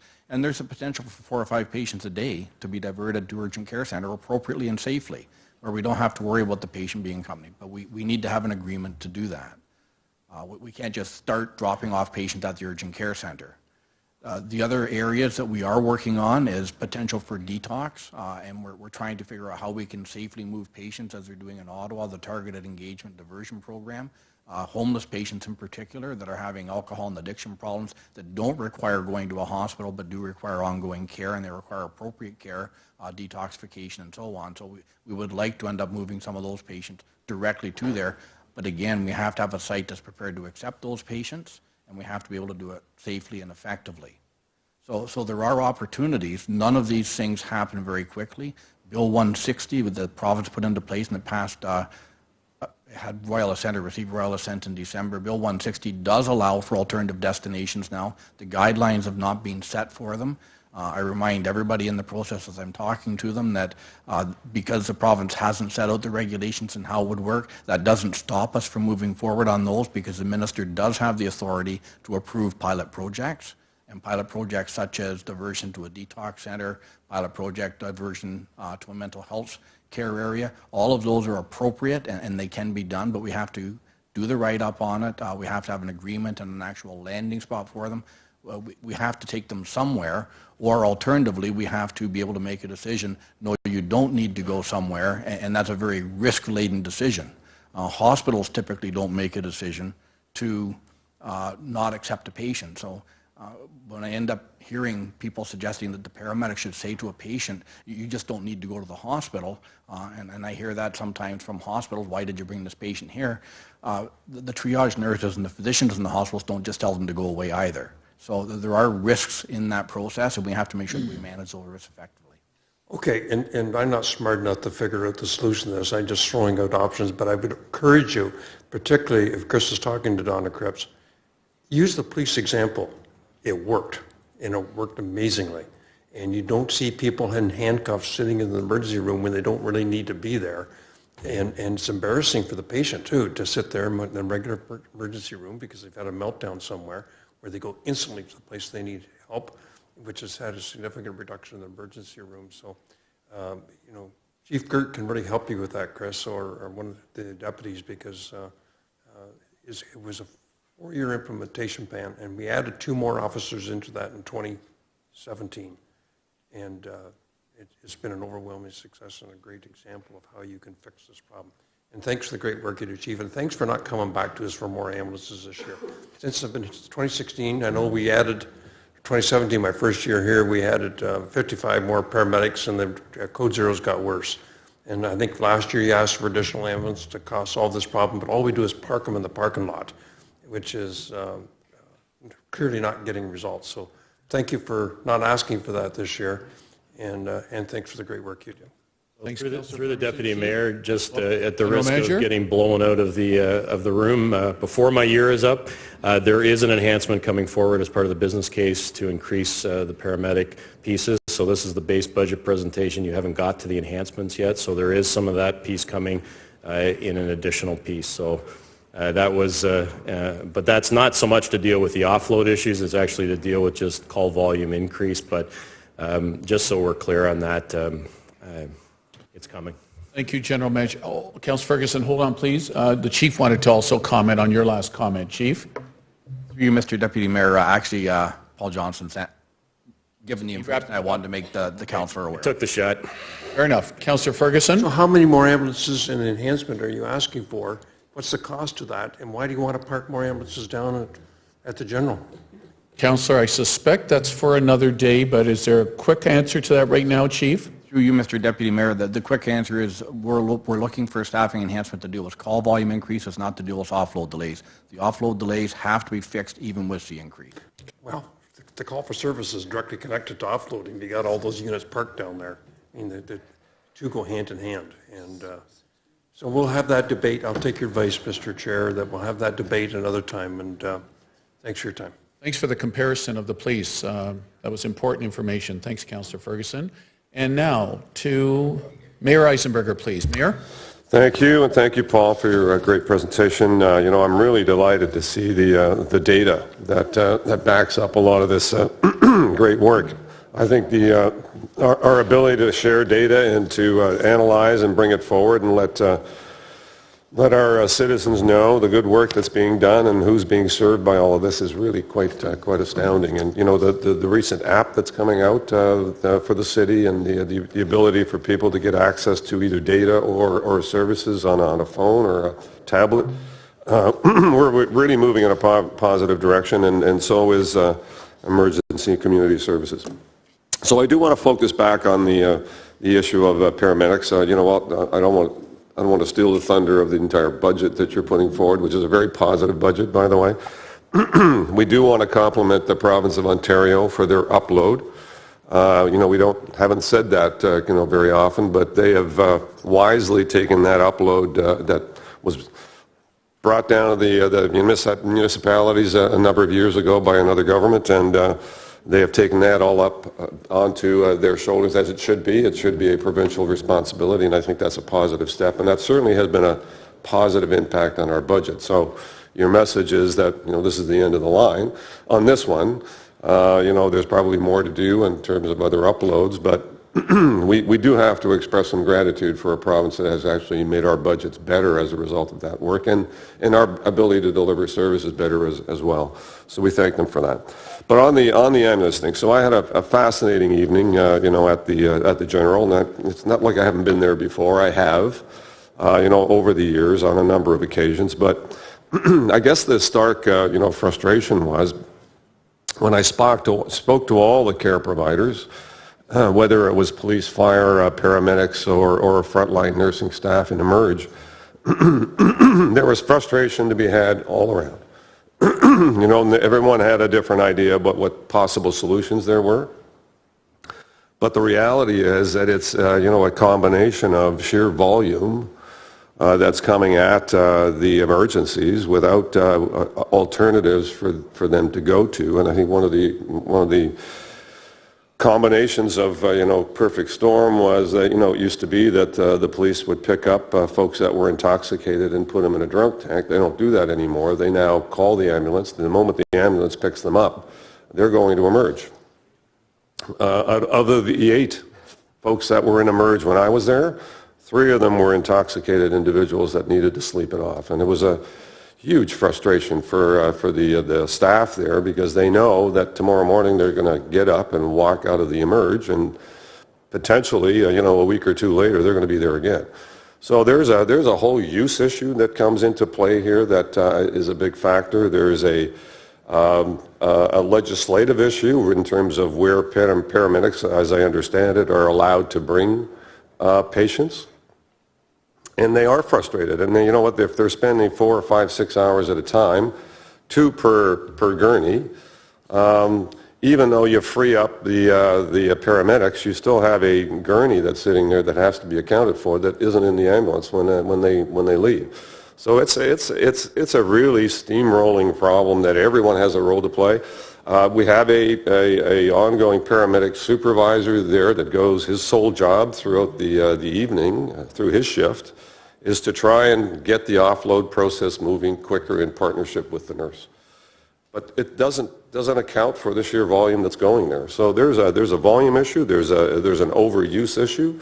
I think what I heard from the paramedics is that there's a belief on behalf of some patients that if they come in by ambulance, they get quicker, faster, better care. Not at all true. In fact, it might actually be longer. I think the public needs to hear this. If you come in by ambulance, you may wait longer than others that walk in otherwise. Now, it's a triage process, so the ones that are that need the most urgent care get the care first, and that's as it should be, and then it filters down from there. But there's frustration all around, and I think it's just completely untenable. More money into the system isn't the answer, that's clear. If you've got 8 paramedics sitting at one hospital, or 16 paramedics sitting at the General, we had another 16 sitting at, say, Joe's, and we had another 8 sitting at Juravinski, which was a near code zero. I think code zero essentially means that all of them are tied up in hospitals waiting to get the offload issue going. And we've had the nurse in place, and we've had the paramedic that does the supervisory role. And yet the volume continues, and part of it is long-term care beds.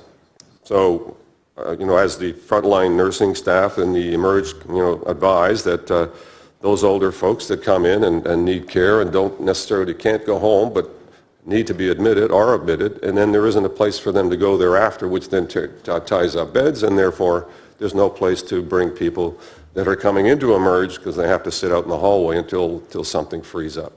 So it's a complex issue, but the days of looking at it and reviewing it and studying it is, I think it's past us now. We need to get to some actions.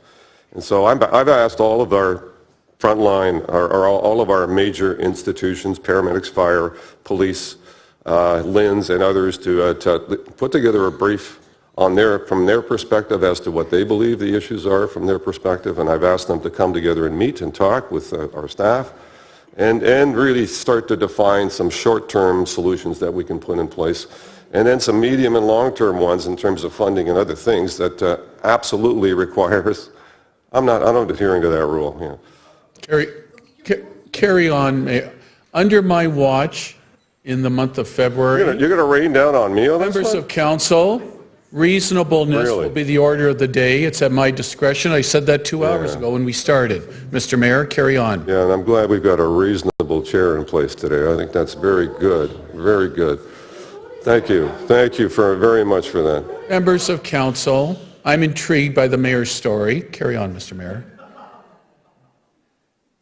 Carry on. So, you know, there needs to be dedicated, focused effort to try and come up with very specific recommendations. You know, the expectation that we're going to eradicate it in the short term is probably a bar too high, considering the volume that's coming in. You know, I understand it's the new normal, which, you know, is the bad news. The good news is I think there are solutions out there, and if everyone does a little bit, we can make some dramatic changes that I think will make a difference. So I'm going to follow through on that. I appreciate the work that all health care providers are doing out there. It's not the frontline staff that are to blame for this. There's either a funding issue, a use issue, an education issue. I mean, all of that has to happen. And, you know, for those out there in the broader community, you know, calling an ambulance, if you need it, you need to call it for sure. And there's no question. No one's suggesting that you don't. But if you can go to an ambulatory care center or if you can go to a drive-in clinic, you know, you're probably going to get better, quicker service if you do that. And that then frees up our emergency services to be able to get the paramedics back out on the street. So it's a complex issue, Mr. Chairman. Thank you for your brilliant, reasonable discretion on this. This is an important issue, and I'm going to continue to follow through to ensure that we get as much information pulled together and some action plans defined, because 4 years of review on behalf of a group that you know, are all well-meaning and, you know, concerned and critically important to this hasn't resulted in any kind of significant difference. So it is really time for action on this, and we're going to see if we can pull together all the players so that we can actually define what those actions need to be and do it sooner rather than later. Thank you, Mr. Chair. Thank you for members of council for listening so dutifully. I really very much appreciate that. Very generous. You're welcome, Mr. Mayor. Thank you so much, really. And as a sidebar, Mr. Mayor, I think some colleagues are just harkening back to your vote on the new rules. Anyways, moving forward, we now have Ward 8 Councillor Terry Whitehead. Councillor Whitehead, please. Questions of the GM? Thank you. Actually, I'm still waiting for the question from the last speaker. Was it asked? Carry on, Councillor Whitehead. And I'd be glad to second the mayor's motion to amend the original rule based on the demonstration we just took place. And I'm saying that in tongue-cheek. It is very important, and it does demonstrate there's going to be times where important issues people are going to speak to, and discretion has to be exercised by the good chair, and I thank the chair for exercising it dutifully. Carry on, Councillor. So Mr. Chair, a couple quick questions. I mean, I'll get into the offload issue in a second, but we established a while ago value for money audits. We had an experience where the social service staff came forward and said we need daycare, hire a person, put it in, and we went through a year with that program, and it was clearly defined that it wasn't being used and we were spending good money after bad, and we eliminated the program. In the money for audit, one of the things we found out was that there isn't a lot of performance measures to actually measure the ability for savings and good value for tax dollars. So it's funny when I came in, JC, you don't like this because there's metrics. It's metrics, but metrics is important. So the reason I'm saying that is because I guess my concern is you can throw, you know, it could be very laudable, it could sound great, you can throw money into something, but are you getting the results? And are those results justifying the expenditure that you're making? And we don't get into that granular level to really determine through a metrics whether we're spending good money and getting good value on some of our programs in the social services area, or whether or not that money could be better allocated where we have walls that are creating a situation where people are falling right back onto the street. So I really think that, and I hope under the new leadership, that we are going to look at a way to develop that metrics and measure dollars being spent versus outcomes. Because I don't think we do a good job on that. And I'm going to be demonstrating that. I'm going to have a discussion with Vicki. I've had a conversation about a particular area of this jurisdiction to see if we are really getting value for the dollars we're spending. So I guess what your thoughts on going forward as a new leader, how you're going to implement what was sadly lacking and determined through our internal auditor, or value for money auditor, these performance measures to determine outcomes versus expenditure. General Manager? Through the Deputy Mayor, I couldn't agree more. In fact, there will be in coming months. Of course, you're getting an update on a bit of the merger next week at GIC, but we're starting to talk already as a group about how we do exactly what you're talking about. It's not just about the volume of work, because work is just generally good. It's good to come to work each day and be busy. It's good to do things, but that tends to feed a cycle of it. What are we trying to accomplish? And so, for instance, our new ways of delivering the intake piece for Ontario Works is, what is the thing we're trying to do? We're trying to cut down the time it takes for us to approve somebody so they can get what little income Ontario Works provides, but at least have some income and stabilize their life. And then we have to look at, so are we spending more or less to do that? If we shave it by 1 day, but we spend double what we used to spend to do it, is it really worth it? So what we're going to do is implement, and you'll hear about these plans, so I'm not announcing anything that you won't hear, but my idea is that we will attach specific resources to every division in order to do that. The reality is, in a division or a department that's as large as Community and Emergency Services and as large as it's going to be with the inclusion of our public health unit, is that having 1 or 2 resources means it'll take years to get to some of the things you want to talk about. You can put it in the queue and we'll get to it 4 years from now. Not acceptable. We need to, across every piece of work we're doing, have the ability to look at how we're delivering that. We'll be opening ourselves up to the kinds of, if it's a value for money audit or another kind of check that needs to happen, it's good. I've been walking around the department talking to our leadership groups in the department, and there's kind of 4 things that I expect, and one of those things is evaluate, look to get better every day. So the expectation's been set out of the gate, and we'll follow through with specific resources, not new resources that you will have to fund, but existing resources that will be repurposed to help us do some of those things. The other piece is, it's great to have a standing committee where we can have discussions about, so what does that look like? Because sometimes, interpretations of different groups about what's important to measure may not be what you feel is important for us to measure. So that dialogue, Councillor, needs to continue to happen, and we'll have the resources in place to get you the information you deserve. We're taking baby steps towards it. So I admit that some of these measures and some of these pieces we've shown today are perhaps more the story of what we do, and we want to deepen that and get to where we need to be, and we'll do that together with Council. I appreciate it. I think one of the measurements I would be looking for, and I know that they're doing in other jurisdictions now, is, for example, how much money are we spending from start to finish on an individual within some of these programs? And what have we achieved, and are they falling back on the street? And if we spend $100,000 per person, are we getting value? Are we getting the desirable outcome? It might sound good in regards to the program, but the outcome isn't there, and it's a reciprocal cost for that one individual that never really goes away.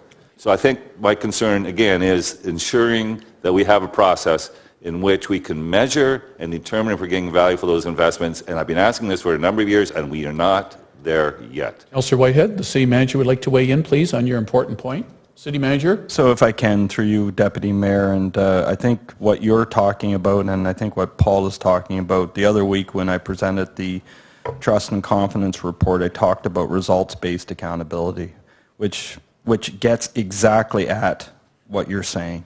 And there's 3 basic questions of result-based accountability. How much do you do of X service?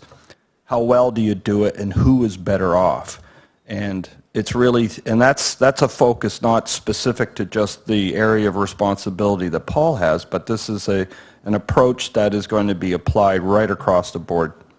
Money is money and results are results. And so by putting that framework in place, that's what this department's going to do and all the other departments are going to do. Because you're right, just because I produce 1,000 widgets, the bigger question is, you know, are they well-produced widgets and who's better off as a result of those widgets? And so that's a standard that's been over a decade now being applied in public institutions in North America. A number of them are here in Canada, but many more are down the states applying this kind of thinking. So this is a framework that is relatively easy for all of us to kind of grasp, and should be relatively easy for us to be able to implement and communicate to you and our constituents in the coming weeks and years. So heard you loud and clear. We have a program to do it. I appreciate it. And again, the concern I have is we don't track the amount of money and actually assign it, doesn't to be named, but to an individual, and understand how much money tracking that person through this system is costing us, and whether or not we're getting the outcome, the desirable outcome, or it's a continuous expenditure that the taxpayer continues throwing. And if that's one example, you know, it's a ripple effect in regards to the impacts on our budget. So I want to see some changes in that area in regards to the metrics. I appreciate the comments the city manager brought forward. I will, because I asked like 2 questions. Apparently I'm over the 5 minutes. I will relinquish. Thank you. Well, thanks, Councillor Whitehead, but you were on a good line of questioning, but thank you very much. Councillor Marul, I've got you down as a second time, but could I, as myself, as a first-time questioner, go ahead of you, please? Councillor Aidan Johnson, former Deputy Mayor, would you press there the request to take the chair? And thank you. Let's see, I have to put you down as the current Please chair. go ahead, Councillor Jackson. Thank you. Through you, Mr. Acting Chair. First of all, Paul, I don't think you've been congratulated enough on such a favorable budget, coming in at 0.4% minus $940 some odd thousand, favorable to the overall citywide budget is an enormous accomplishment and achievement. So thank you very much. I don't think we praise and we thank enough departments that come either at below the target, even hitting zero, even going minus to help council and its overall taxpayers that we're trying to help every budget year. So Paul, thank you for that. Paul, if you could quickly turn to slide 52, Mr. Acting Chair, for me. Of course, regarding the two loves of this department that I have over the years, the lodges. Members of council, Mr. Acting Chair, that upper right box for me is such a strong message. With over 700 on the waiting list, that our two lodges, and I have said this over the years consistently, and I've said this, and a lot of people have said, Tom, is that anecdotal? No, I have said it with evidence and documented, and here it is with today's presentation, how our two lodges are so often the top choices of families who want their loved ones to be admitted into probably the last home of their lives before they pass on. So I'm very proud of that. Now, staying with the lodges, I think it's important because I'm very familiar, and I'm sure Councillor Vanderbeek is looking after the area with Wentworth Lodge, but I think it's important, Paul, if you would turn to slide 55, please, Mr. Acting Chair. I think it's important with the nursing and personal care drivers that either the former general manager, Vicki Woodcox, and or Sean Gadsby, and or Holly Audiardi, one of the administrators, somebody, Mr. Acting Chair, to my colleagues for their edification, maybe just give a snapshot of why that nursing and personal care budget pressure is higher and seems to be getting higher each year in spite of good fiscal controls, Mr. Acting Chair, that primarily Vicki has put in place over the years and now working with both Holly and Sean. But I think it's the level of care, it's the type of resident that is going in possibly at an older age. I think some explanation would be in order to demonstrate why that nursing and personal care is going to probably in the future continue, Mr. Acting Chair, to be a budget pressure. Mr. Acting Chair, through you to whoever wants to answer that, please. We'll let Sean, through the deputy, or through the chair, we'll let Sean answer that. Through the Deputy Mayor, thank you for the question and, of course, the support from council of both lodges. I think the biggest message around the resident care requirement is that the provincial funding doesn't keep pace with the provincial increase in acuity. So you will see all lodges or all long-term care homes going through the same process. So when we attach the number of dollars that we get for that nursing envelope, we get envelope funding. So nursing is one of those envelopes that we get directly from the province. Of course, the levy that we attached to the city helps support additional staffing hours to make sure that we get the kind of results that you saw from our resident satisfaction survey. So the provincial funding has been good over the past few years, around 2% for that nursing portion, but the acuity of care continues to grow. All long-term care homes are going after the same pot of money, so everyone's acuity is growing, and so therefore the pace of the funding from the ministry to all homes is decreasing as that care continues to increase. So we're not able to manage that gap, and that variance, we appreciate, has been covered by our levy portion. Thank you, Mr. Acting Chair. Sean Gadsby, thank you so much for explaining that. Anyways, it just goes to what we've been presented today, just goes to reaffirm and reassure my support continuously for our two homes and the overall budget again, Paul. Just an outstanding beginning, as we're still got 2-3 months of work ahead of us. So, Mr. Acting Chair, I will take the chair back then. Very good. I return the chair. And thank you. And now I have Councillor Johnson. Did you want to be first-time speaker? No, I'll take you off that. Councillor Marula, then, second-time speaker, please. Hang on. Just on the ambulance? Councillor Marula, it's yours. On the ambulatory issue, or ambulance issue. I think a lot of people are forgetting that that issue is a 10-year-old issue, one that back in, actually it's 11 years old, 11 or 12. Back in that term of office, I was chair of the committee to address means of putting together a strategy. We had invited the hospitals, all stakeholders, Councillor Pasuta, I believe, Councillor Pasuta, help me out. Who else was on that committee? It was you and I can't recall who else was on there, but I remember Councillor Pasuta and I were on there, and we really were spinning our wheels on this issue quite significantly, and not as a result of our ambulance service or the city, but direct result of the provincial government's lack of commitment to funding hospitals locally and province-wide, and the onus. And I keep reading articles and seeing video clips or news, and everyone's interviewing city representatives, but nobody's actually contacting the MPPs or the Premier's office or those that actually have the authority to actually make a change, because the thrust of this problem is not with us but with them. So we're doing our job. So through you, Mr. Deputy Mayor, to the Chief, we are picking up patients who are in need of ambulance service, delivering them to an emergency room, and those ambulances are being held hostage to the lack of resources the hospitals have to facilitate that patient. Can I just have that confirmed as a... Chief Sanderson? Through you, Mr. Deputy Mayor, I'm not sure I would use the term being held hostage. No, I said that, but they're being held there, not being able to be released as a result of the lack of resources on the hospital. The councillor can use his political language. You can use bureaucratic language, Chief.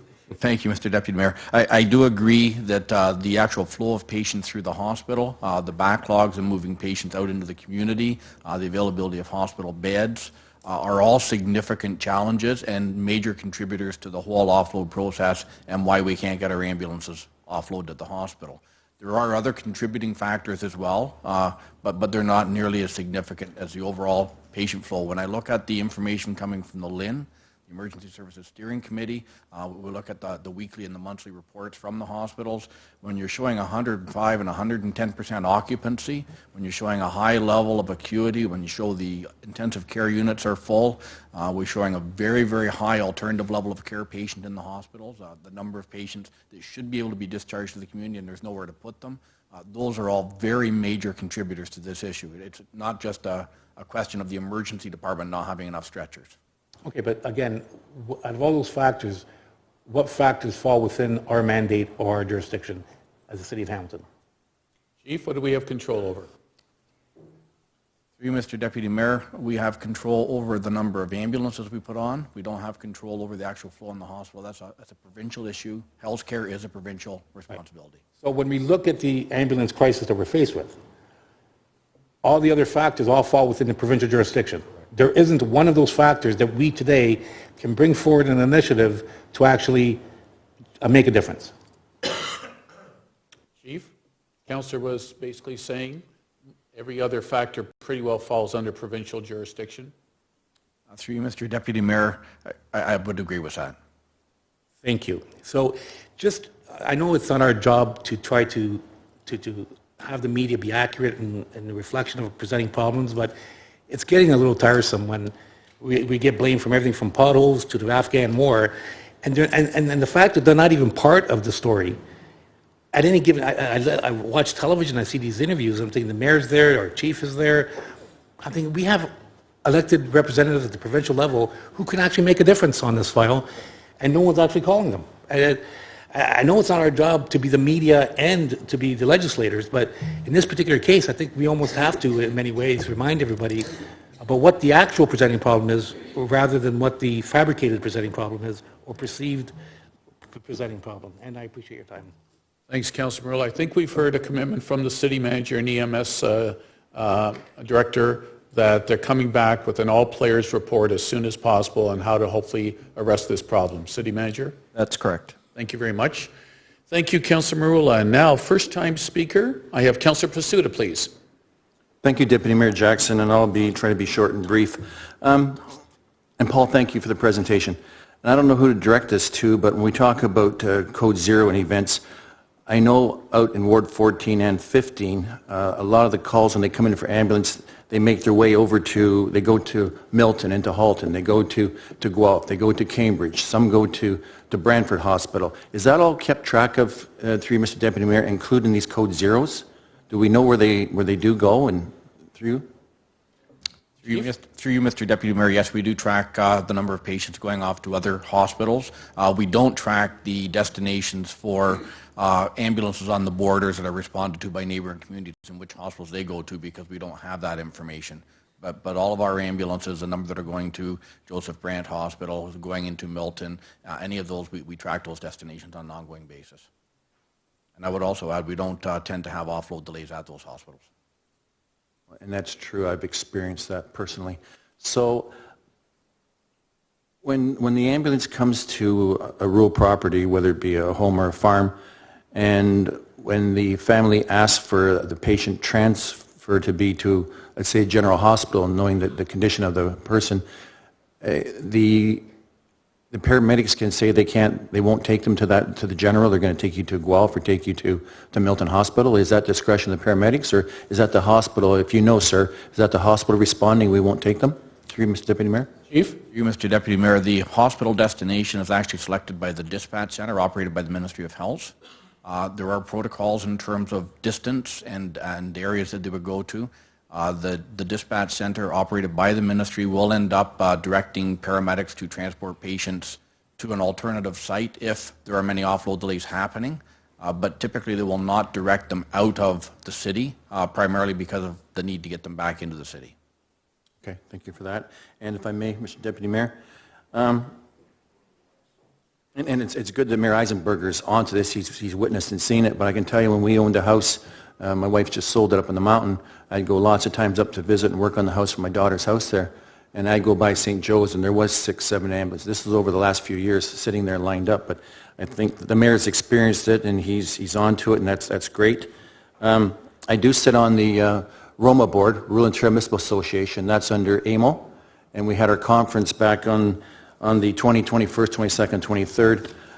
Our ROMA chair, myself, and 2 other the board members had a meeting with then leader of the PC party, and I sat right across from him, and one of the points I hit on him was hospital care, room, paramedics, offloading, and his assistants made note of it. Ernie Hardeman sat beside him, made notes of it, and next day in his speech before the 800 delegates there, it was mentioned about the offloading and ambulance. So it was mentioned, so it's in their book, it's on their agenda. We'll see if that comes to fruition. So I just want to say thank you, Mr. Deputy Mayor, and thank you, Chief.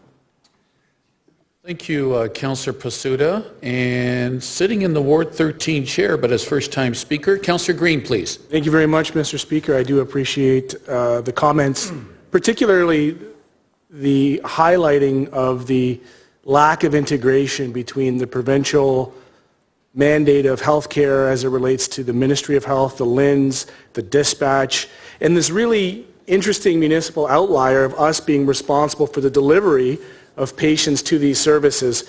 I can tell you, Mr. Speaker and members of this committee, that in conversation with Mr. McIsaac, when I brought this issue up to him, when he was doing his one-on-ones, I explored what might seem like a radical idea. Maybe it's already been put out there in the circles of healthcare, but the idea of municipalities looking at some of our emergency services really as being a provincial mandate, and therefore a request to have some of these services uploaded back to the province where they can have a clearer integration of services regionally, as was noted here with some of our rural deficiencies, where it might make more sense to have a regional approach or a provincial approach to ambulatory care. And I say this with all respect to our senior officers in community emergency services as it relates to our ambulance service, because obviously there's a conversation around efficiencies of having senior people in all positions across all municipalities versus the end cost for care of the patients that is being delivered. And so my question through you, Mr. Speaker, to Mr. Sanderson, has there ever been an exploration of the idea of uploading ambulance services back to the province and in a study on the efficiencies that might happen by having the province actually take care of their health mandate? Chief Sanderson? Through you, Mr. Deputy Mayor, I think that the short answer would be no, since the downloading occurred in 2000 to the upper tier municipalities or the designated delivery agents. There's been no approach by the ministry, no discussion with the ministry that I'm aware of for uploading. I guess more specifically, my question is, in the academic circles of healthcare delivery as it relates to your profession, ambulance services, are there examples or pilot projects or studies that have been conducted that might talk about the efficiencies of having a fully integrated system within the purview of the province? Mr. Deputy Mayor, absolutely. There are examples across Canada where the province is directly responsible for running the service. There are provincial ambulance services. I spent 11 years in one of them. The province of Nova Scotia operates one ambulance service provincially. New Brunswick does the same. Prince Edward Island does the same. Ontario has opted for the model that we currently have for a variety of reasons. Downloading notwithstanding, yes, please go ahead. There are some very good examples of provincial services, and there are some advantages to be had, and there are also disadvantages. So I guess through you, Mr. Speaker, to Mr. Sanderson, Chief Sanderson, my apologies, I should be noted that I believe today is 41 years or 44 years of service. You, Mr. Deputy Mayor, 44 years. 44 years, 1 year shy of 45 years in this profession. A very learned chief we have taking control of this. My request is, in the report back, could there be appendix added that would include an oversight of some of these comparables, just for our consideration? Because it seems to me that we have a system that has ministry dispatch, ministry hospitals. I don't even know what to call the LHINs in terms of where they are floating around in the bureaucratic ether. And then we have us dealing with the capital and operational costs of a provincial mandated service. Chief or City Manager, part of the options coming back to us? Mr. Deputy Mayor, we can certainly include some of those options and some of the discussions on that. Mr. Speaker, I'm keenly interested in seeing what those efficiencies might look like. My sense tells me there's not only cost savings, but there's also a better integration of services when they're all kind of under one ministry and under one purview versus having, I don't even know how many municipalities there are across the province, but from our rural amalgamated partners, our communities to our inner city, I think a one standard level of service would be ideal for the province of Ontario. Thank you. City Manager wanted to weigh in, Councillor Green, if you'd allow. No, please, yes. City Manager? So if I can, through you, Deputy Mayor, I mean, certainly we can focus on other jurisdictions where ambulance services is run regionally or provincially. I mean, there's other facets to this as well. I mean, obviously housing was downloaded. I mean, so that does beg the question, you know, because I mean, we keep talking about the variables that are at play here, long-term beds and adequate, you know, continuum of housing, of which, of course, we're responsible for delivering a lot of that. So, you know, we'd like to give you a holistic response back as to, you know, the range of options that, you know, are successful elsewhere. And you know, that will be, I think, a good basis upon which to have a conversation with the provincial government.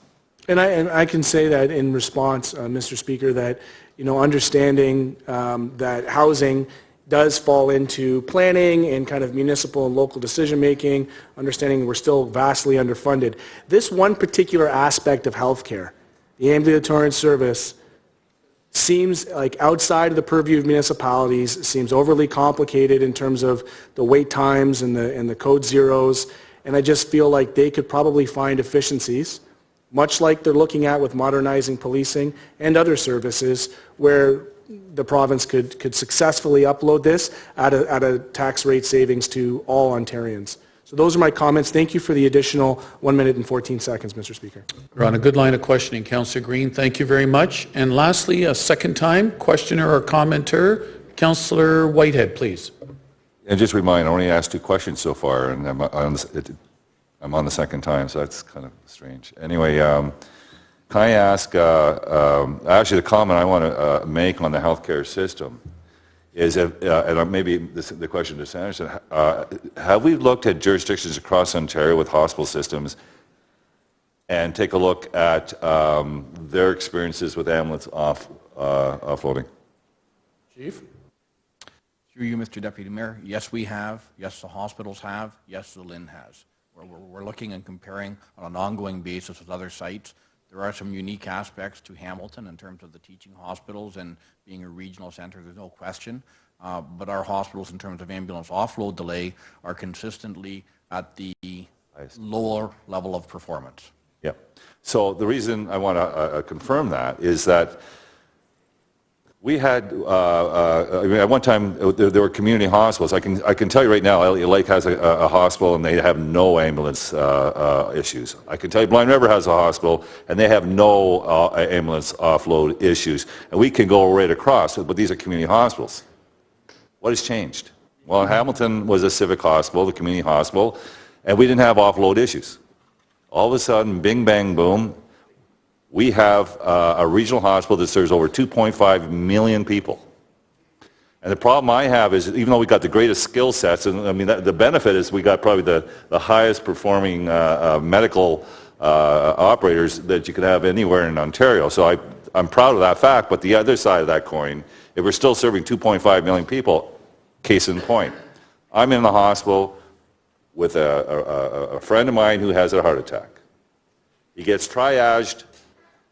He waits 6 hours, 8 ambulances, and not just Hamilton ambulances. There was one from Guelph, one from Waterloo, and one from Niagara.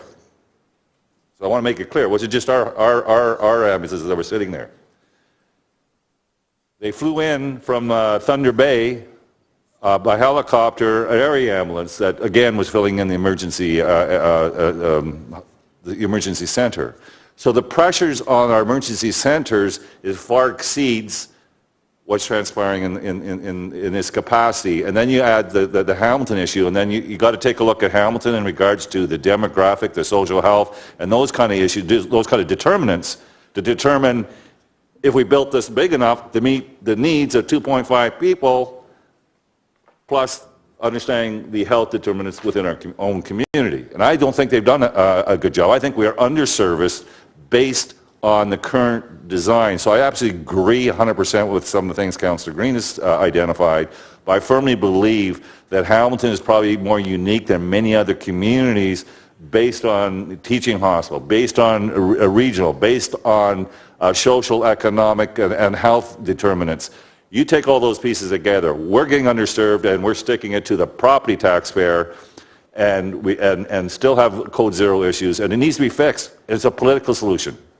And I just wanted to get that off my chest because it just drives me nuts that no one's identifying this is a situation that was created by the province of Ontario. Thank you. Thanks so much, Councillor White. If members of council would just allow me, just on Councillor Green's request, which I want to be part of the report back, Chief, but it just jarred my memory. The current leadership of the union of OPSEU, the paramedics, 18 years ago, I believe, is the same leadership, or some members of, they requested to leave the provincial umbrella and come under the municipal umbrella. So what I would want that union leadership to be part of whatever consultation you might have in reporting back, if memory serves me right, Chief. Comment, please. Through you, Mr. Deputy Mayor, I'm not sure of the history in terms of the leadership from the union and their position at that point in time, but your memory is probably correct, and yes, we will always try to consult the union and engage them in discussions when we're making recommendations. Appreciate that so much. Okay, no further speakers.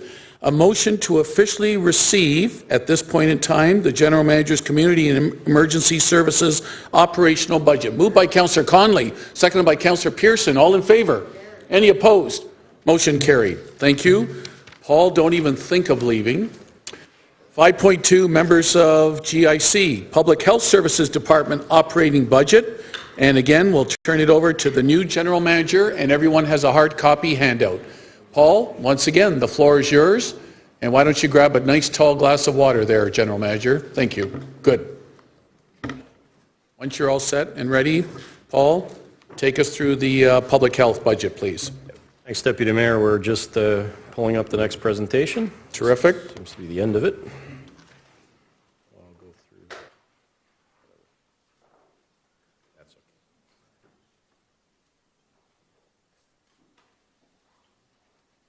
There we go. Very good. We're ready to roll. Stephanie, for your help always. Thanks, Mr. Deputy Mayor. You got a reverse preview of everything that's happening, and hope you kept up with that, and now we'll go through it in the correct order. It is my pleasure to provide an overview of the Public Health Services 2018 operating budget. Obviously, after I present this budget, I'd probably prefer to go and sit up there and allow both Elizabeth and I to get into some of the questions that happen, because the Medical Officer of Health and I will obviously be sharing in some of those responses. So if that's acceptable to you, we'll do that at the end of the meeting so I can be close to our Medical Officer of Health. So again, a couple of thanks out of the gate. First of all, to our Medical Officer of Health.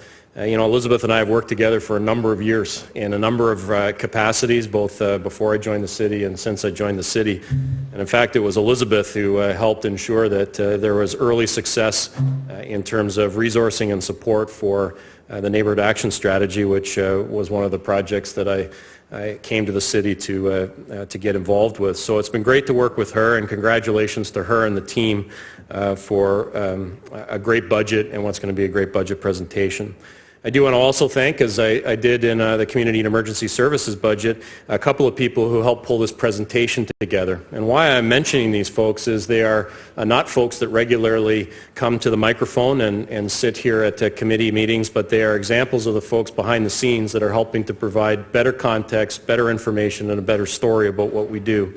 So Jennifer Holhall is a Senior Project Manager in Public Health, and she is really behind the pulling together of this budget presentation.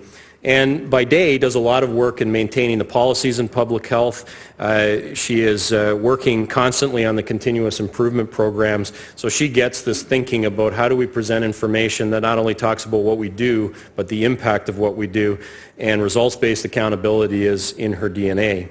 Also, you'll see some graphics that are perhaps better than in previous years in presentations, and that's really a credit to Pam Fraser, who assisted with some of this work. She's actually a desktop publisher that works in public health. And as you'll hear in the early part of the presentation, providing information that is clear and concise and easily understandable about the health of our community is a core role of public health. And the ability to produce things that are visually appealing works as well.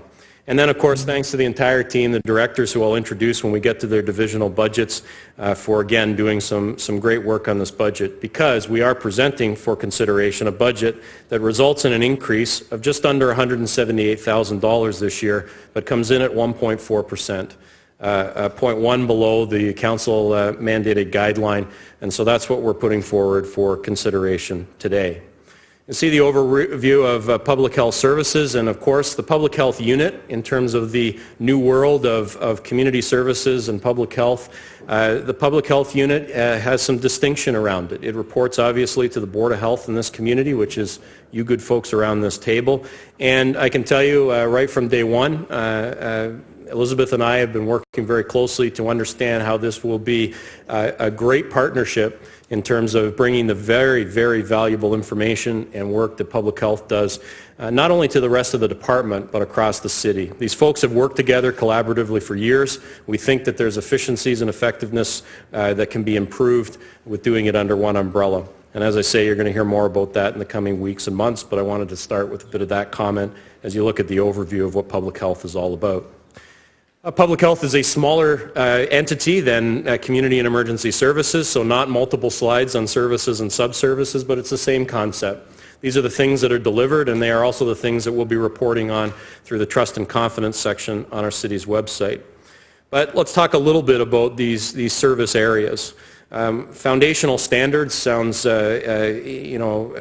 can see the sub-services that are there and connected to it, but from my perspective, it's really about how do we inform programs and services through evidence. And also, how do we bring a particular lens, which is talked about more and more these days around health equity. It's also this conversation we often have about social determinants of health, and how do we use that as a lens for ensuring that we're providing the right kinds of services and supports for folks. I spent a little bit of time looking at the work of Sir Michael Marmot, who did a tremendous amount of work around social determinants of health for the World Health Organization. I actually had a chance to meet him a number of years ago when he was in Hamilton. And I love the fact that he always talked about health equity and social determinants of health in a way a history grad could understand like me. And that was, he said, Paul, this is about fairness. And it is simply unfair that if people's health is poorer because of things that we could change and could affect, that's unfair. And so this really is about fairness, the opportunity for everyone to be healthier, and how do we remove some of the obstacles to good health. And the foundational standards and the work that goes on around assessment can often be seen as producing reports and information, but you have no idea how critically important that is as being the foundation to the rest of what happens. Because it's from that foundation that you can figure out what interventions to make around chronic disease and injury prevention. This is about reducing illness and injury by focusing on risk factors. Those risk factors could be inactivity. Look what happened to Mrs. Streeter at 92 years old. She's not inactive, and she's 92 years old and going strong. It could be about smoking, about food security. It could be about substance misuse. Those are the risk factors that we have to address if we're going to look at reducing the incidence of illness and injury. In healthy environments, it's about ensuring that Hamiltonians have safe food to eat, safe water to drink and use for recreation, and that it prevents and reduces injury and illness that we may encounter from health hazards in our environment. In infectious diseases, it's about preventing and controlling the spread of communicable disease in our city. Many of those interventions are around immunization, health education, some of our case management and clinical services that we provide, and also our inspection services that respond to the reports in our community about potential outbreaks or issues that we need to be aware of. And finally, public health has always played a leadership role in communicating to the community and working directly with families around the importance of healthy families and of early child development. Early child development is the foundation to lifelong health and well-being. The evidence now is overwhelmingly supportive of not only supporting young people, young children, so they can be successful in school, but actually supporting them when they're young children so they can be successful health-wise throughout their lifetime. So these are the areas of service and of work that are happening within public health, and I think it's really important for us to understand how that not only informs the work of the public health unit, but also has a tremendous ability to inform the work that we do across the city. In 2017, we're going to focus on a few highlights, and one is around that public health assessment and how it's being used to inform the service delivery, again, not only in public health, but across this whole community. And you have, through the Board of Health, received presentations on our ongoing work around public health assessment, and it will only improve.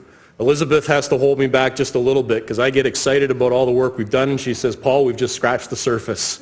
And so that's the way she tugs just gently on the back of my suit jacket and says, you know, we've got more work to do. But I think what you see in front of you, if you look at the left side of that screen, are very clear and very concise articulations of what our community looks like.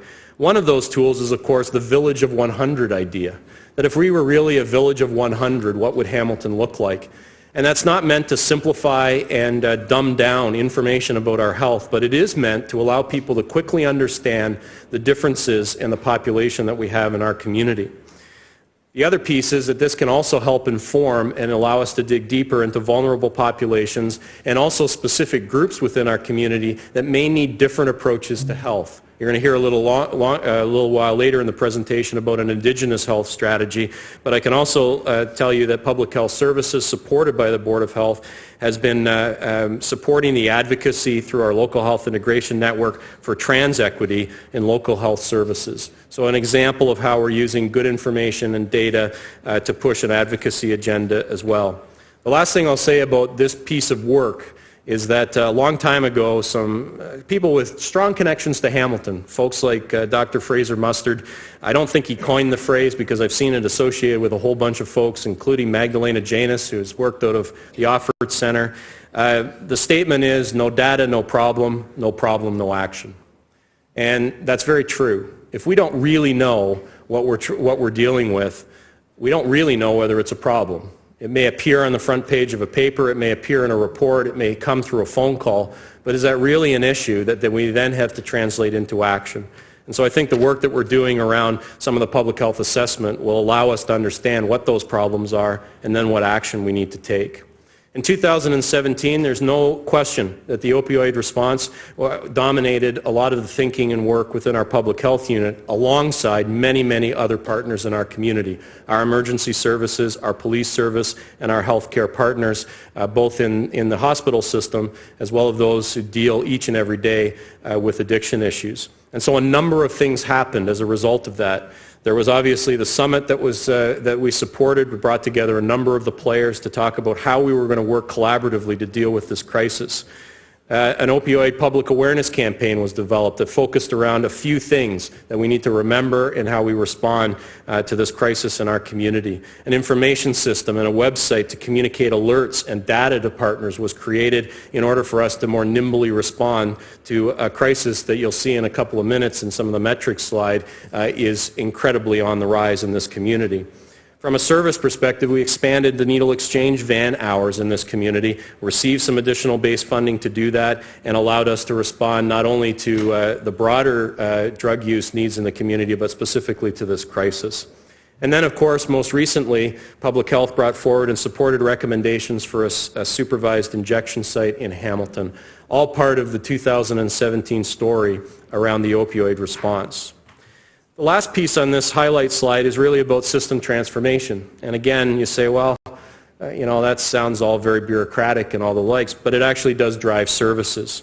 So you've heard from our medical officer of health about the public health standards and the modernization of those standards. Well, that leads to new services and to new commitments. Commitments around the need to do a population health assessment. It's not just something nice to do, it's now going to be required. Additional services, particularly focusing on our relationship with Indigenous communities and their health, and also services related to vision health and vision screening.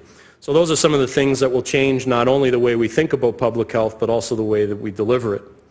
In terms of work stream, there is going to be a stronger alignment between boards of health, the public health unit, and our local health integration networks. And that's now all part of this work that's happening around the Patients First Act. And so that is a piece of work that we'll have to do. And many of our conversations around this table today have been about how that relationship among health partners can actually be communicated well, so that we can, when we have issues that we need to deal with, not wait 4 years for a response, but try and get that down to, if it can't be 4 weeks, at least 4 months. The final piece is ongoing work of the expert panel on public health. You've received reports in the past around a discussion document that was put forward from an expert panel around how public health may be restructured in this province. You've provided some feedback to that through the Board of Health, and then we will continue to monitor that as the government listens to those responses and decides what next steps to take. Within that piece, it's always the question, and it's a little bit of the question that Councillor Green raised, what should be done more provincially and through a more centralized piece? What is best left at the local level? I don't think this is an exercise that will ever see public health completely ripped out of a local context, but there may be some changes, and we'll continue to monitor those. So the next few slides, again, show some 2017 highlights that I would commend to your reading and understanding, and we've certainly put them there so that you have a sense of the entire work of the department, as well as highlighting some of the specifics.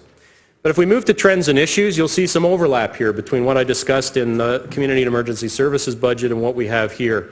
Legislation is always both a trend and an issue when it comes to public health. There are always things changing that require us to think about how we plan and how we deliver services in this community. A good example of that is the legalization of cannabis moving forward. That will have an impact in terms of some of the response that we have around smoke-free issues in our community, and we will have to align that alongside all of the other issues that comes with that piece of legislation.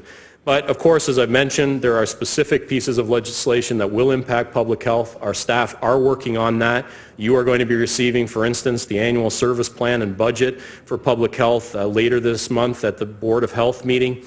So all of these things are happening at the same time, and that means some of the time of our staff is really just spent making sure we respond to that. Collaboration is definitely a trend, not an issue, so don't worry, we're not raising collaboration as a problem. Collaboration is a good thing. But moving forward, we're actually going to have more of a focus on that in some specific areas. I've mentioned it around the Local Health Integration Network. I can't think of a better area for us to better collaborate around, given the resources that our LHIN has at their disposal. And the other piece is with our Indigenous community. In terms of using evidence-informed decision-making, this really is about the data we'll be bringing forward and how it can help all services in our community, both those that are municipally delivered and those delivered by other community partners, and how best we can ensure that those programs are going to meet the needs of our population, not just a hunch we may have. And then, of course, as always, we talked about this as external factors in community and emergency service. Within public health, it's really the need to respond to the things that go on. So we receive reports and indications that we have a raccoon rabies issue. We need to respond to that in a specific way through public health, and we have. And I've already mentioned, of course, the opioid issue. So when we talk about a volume metric, looking at the department as a whole, you can see there on slide 14 some of the volumes of inspections and where those inspections take place. I think we all know about the food inspections because we obviously see the sign as we walk into eating establishments, the green sign that says we can rely to a good degree in terms of the food safety in that center. But look at all the other places that inspections are taking place. I'm going to comment a bit on our dental services within the division budgets, but also, our immunization program is not a small endeavor. 27,279 immunizations provided through public health. And we will talk just a little bit more about the opioid issue and the kits that we're distributing and how that has increased year over year. In terms of look-ahead metrics, much like community and emergency services, we're going to spend some time understanding what metrics we should be providing to the community and how we display those. It will be through our dashboard because that's the way the City of Hamilton will ensure all our departments are doing the same thing.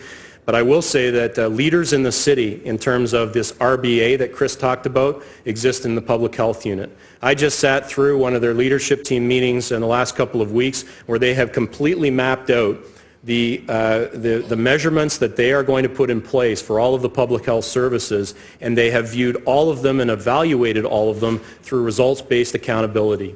That means we can be clear that the measurements that are being used in our public health unit have followed through that process and are real measurements that we can understand those three areas that Chris talked about in terms of how much do we do, how effective are we, and who's being impacted by that. That's all of what we'll be putting forward in our metrics in the years to come, or in the months to come, and certainly the years to come as well. So let's talk about a few major initiatives. There is a review happening in a couple of programs, and that may change a little bit and modernize a bit the delivery of services. The vaccine program review was conducted, and the results and recommendation of that review are being finalized. We will be implementing it in 2018 and talking to you about that. We have a significant partnership in public health with our schools.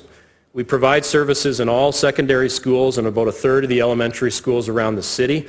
There are a variety of interventions that happen with schools, and just the other day a good news story was shared with me about the health action team in one of our schools and some of the work that's happening with the students in that school through our public health work to help make that school a more welcoming and connected place, less of an environment where people feel isolated and bullied, more of an environment where they feel supported, and that's the work of your public health unit within our schools.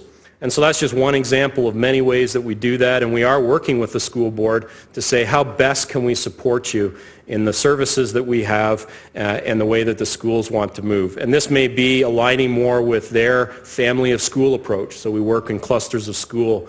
And it's also going to lead us to what I like to call targeted universalism, where we provide services universally to all the schools, but then we target a little bit heavier to schools with specific issues.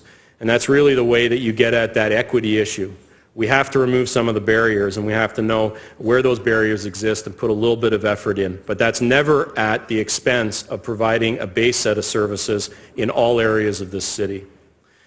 We're going to be using our population health data, as I've said a couple of times, to improve our communication about what's going on with the health of Hamiltonians, but also, of course, use that to inform our service delivery at the city and hopefully those of our partners. And as I mentioned before, not only dealing with the opioid crisis, but we have to at some point step back and say, what's our overall strategy to the drug and opioid issue in this community, and spend some time not just fighting fires, but actually figuring out ways that we can have a more cohesive strategy across a number of partners. Slide 18 is some additional initiatives that we're undertaking in 2018, and I move now to some of the highlights for 19 to 21. And really this is about some of those relationships I talked about. First of all, our Indigenous health strategy, and how advantageous is it that we are both developing our urban Indigenous strategy at the same time the public health unit is saying we need to do a better job of connecting with our Indigenous community and talking about their health. So we are going to be working very closely with that strategy in public health to ensure that their work is informed and connected to the urban Indigenous strategy. I mentioned about visual health support and vision screening services in school. That's a new standard and a new way of work. We're still working out all the expectations around that, but no doubt that we will be doing more work in that area. Climate change is, of course, an area of great interest from a public health perspective.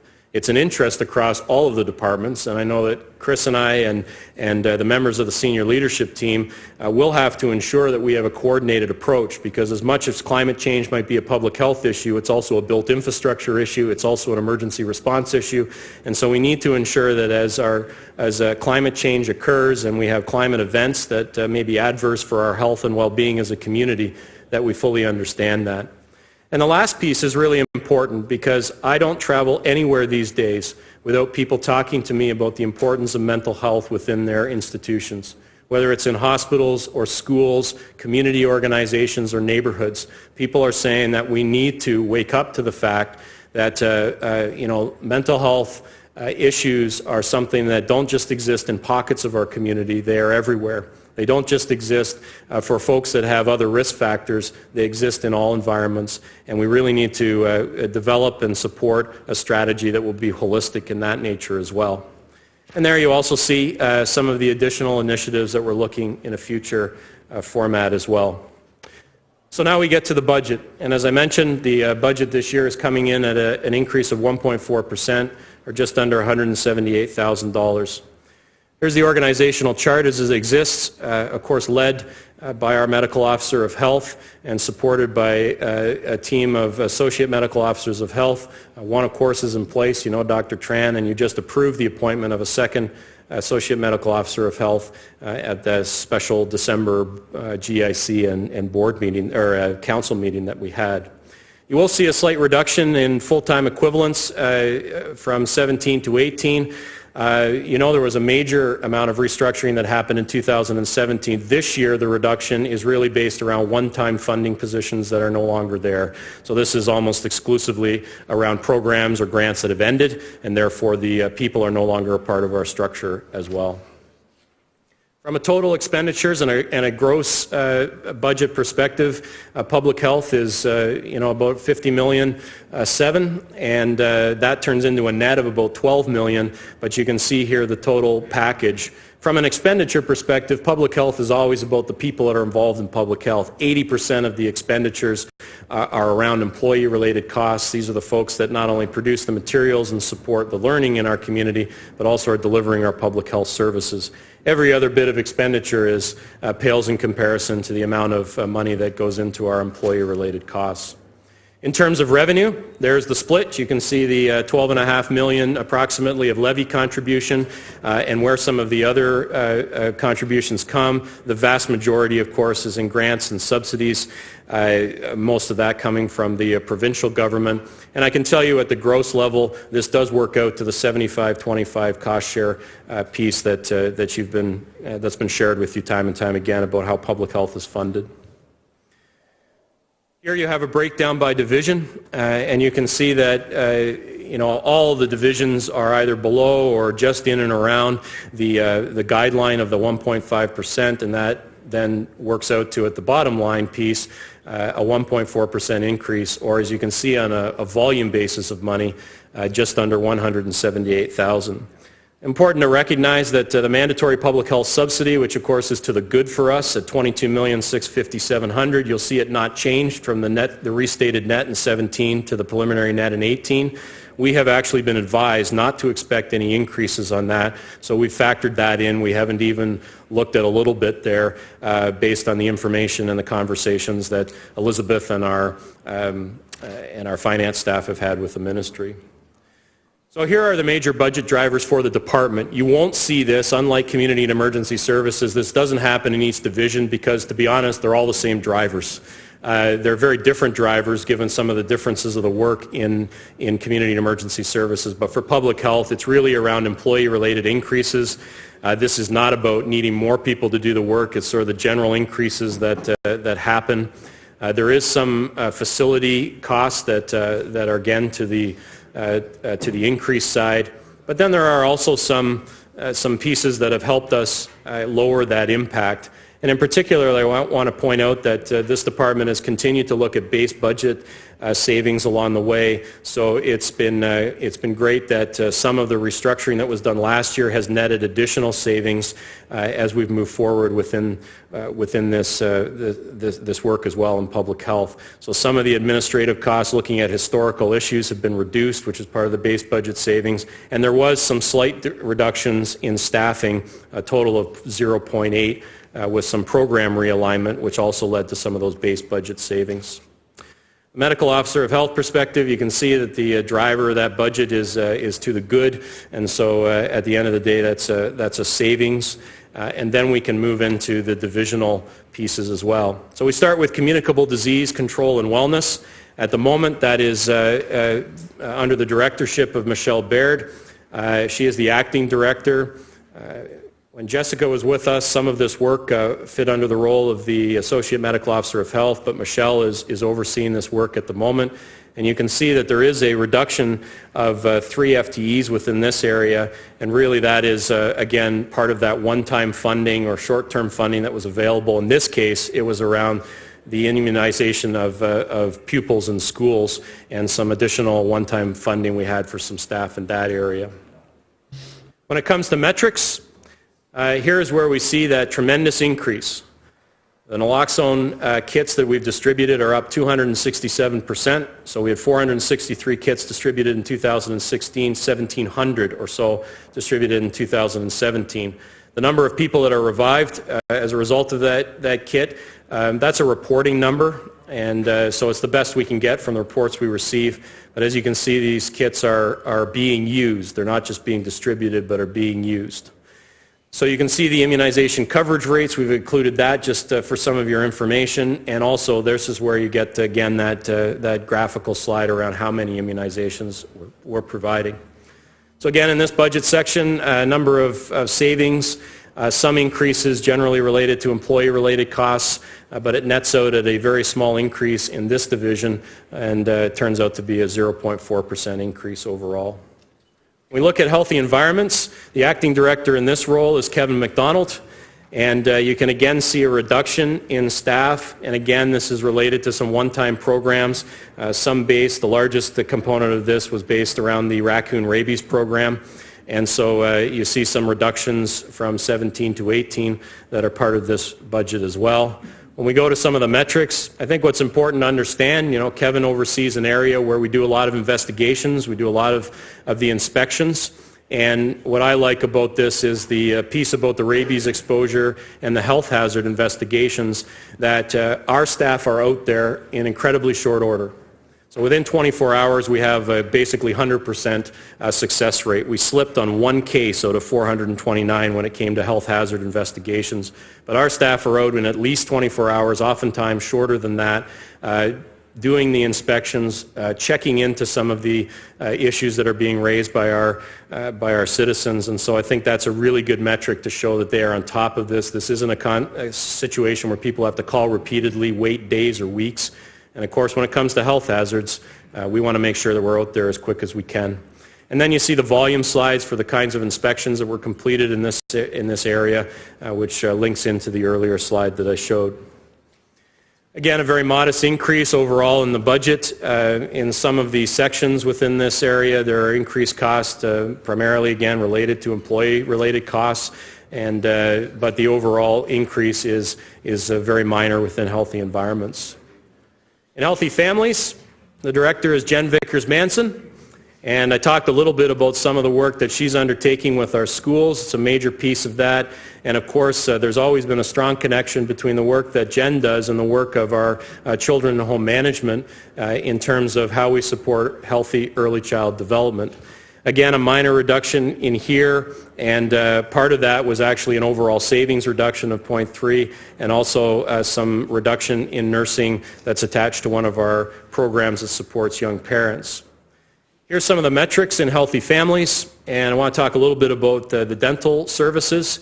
Overall, the increase in numbers of people visiting either the dental bus or the clinic are up. There was a little bit of a shift in terms of how many people went to the clinic versus the bus in 2017, and that was due to the fact the bus was out of commission for a couple of months.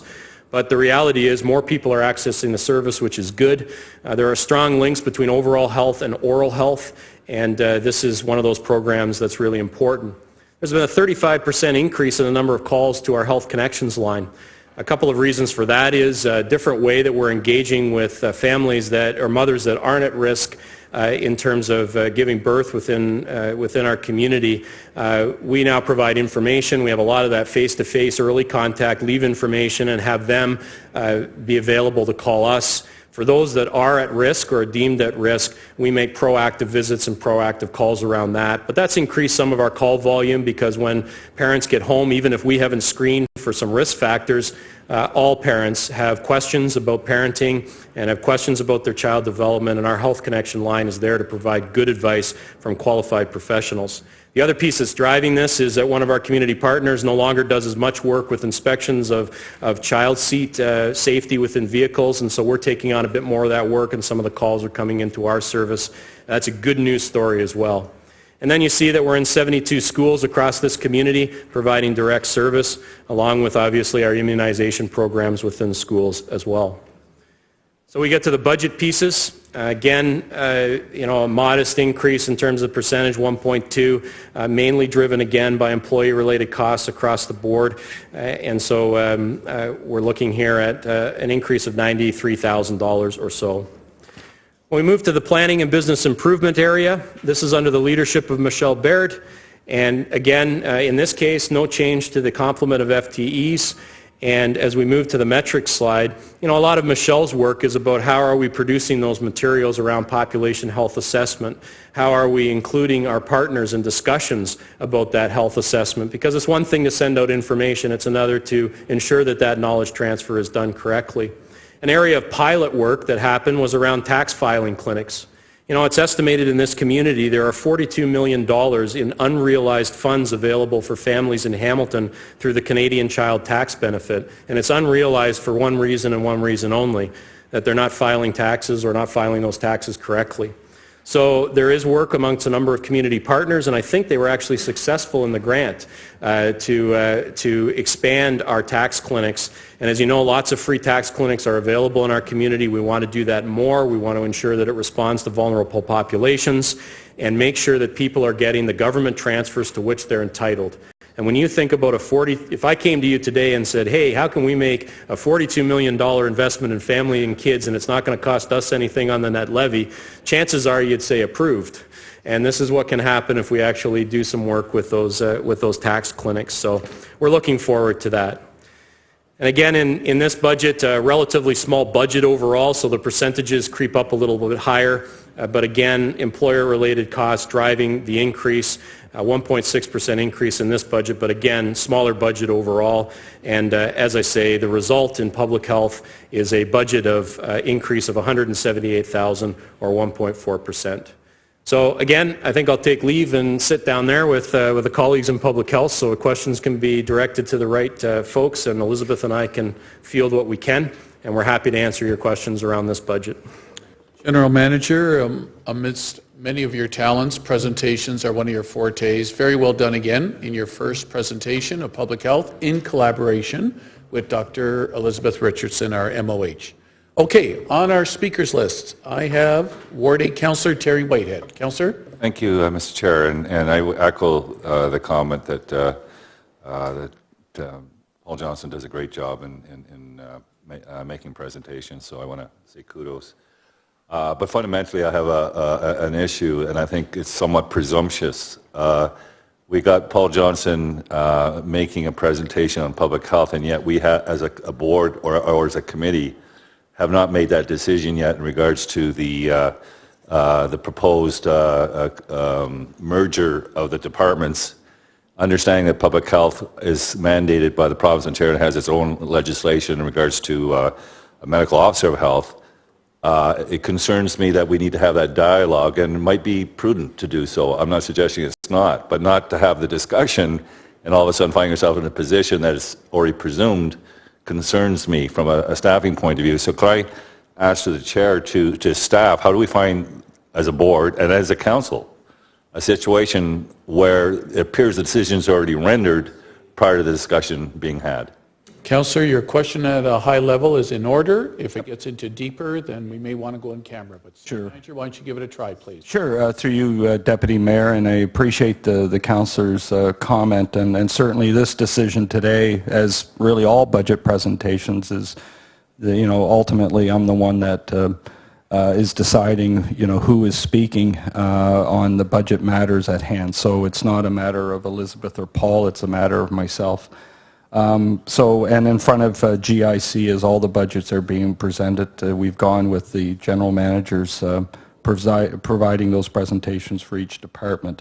Notwithstanding all of that, I mean, and I think Paul said at the very beginning of the presentation on the public health division that we would be coming in, or I will be coming in specifically next week, February 7th. I mean, the order in which these presentations are happening was decided some time ago, but that the actual merger proposal is coming forward next week. And so I think it's important, and I think you recognized Paul moments ago as not just someone that does a great job of presenting, but I think it's important too that you get a sense of his ability to kind of not only in very short order, have a presence of mind to be able to present over community services where he used to work, but certainly has always had a lifelong grasp of the public health issues and just be able to demonstrate some of his skills. We did hire him as the general manager of Healthy and Safe Communities, which the intent of that when we made that decision was to oversee the merger. But your point of order, I think, or process is understandable. I'm certainly not here to disrespect this body. So that's my answer. I appreciate and respect the answer, and I did prefix my comment with, this is not a question about Paul Johnson, nor is it a question about Dr. Richardson, nor is it a question about whether the merger has validity or not. The point is that we haven't had that discussion. We haven't had that debate. And yet, what is perceived in regards to this presentation is the die is being cast and the decision is being made. And I think that's unfortunate And to me, it does show disrespect to this body when there's an order in how business is done. And if in fact it was important for Paul to be in front of us making the presentation on the public health budget, that would suggest that we probably should have had that discussion on that merger prior to this budget presentation. So I know that often we talk about structure and process and respecting those processes and not taking things for granted. I just hope that the point I'm making is understood. And again, I want to make it clear, it's not about whether it's valid in regards to the merger or not. It's just that we never had the discussion yet. Thank you. Very valid, astute observation, Councillor Whitehead, and it sounds like we'll have a deeper discussion, City Manager, on February the 7th at GIC. As the former Deputy Mayor, Councillor Pursuta, if you would press your request button, please, so you could take the chair for a moment. There you are. Thank you. Through you, Acting Chair, first of all, Paul and Liz. Again, a very favorable fiscal budget. If I recall, Dr. Richardson, last year, I think your request, which you justified, was around the 5% increase level for a variety of reasons. So I'm very, very grateful to you and Paul for coming in at the 1.4 this year, being slightly below our targeted request. That's great. Mr. Acting Chair, through you to Dr. Richardson. Liz, in the community, and this may seem minor, but again, it's one of those expectations in the community over pests and response to pests by public health. I've just recently had a few constituents that have asked for public health's involvement and response on a pest matter. Won't go into details. And it seems like the messaging recently out of public health, which I've documented, was that non-involvement. Have to go elsewhere, maybe animal control, maybe forestry, whatever the case might be. Mr. Acting Chair, through you to Dr. Richardson. Liz, can you just, again, and sometimes the confusion, but there's an expectation in the community that public health, if there's a pest issue and a concern by a family of a pest within the property, that somehow public health, if not the lead, would at least be part of the solution. Mr. Acting Chair, through you, please. Through the Acting Chair. The issue of pests, as you know, comes up year over year, and we've of course had an evolution in terms of rat problems and bedbug problems that's been going on for nearly a decade now, really, between both of those. And so we've had an increased response to those issues.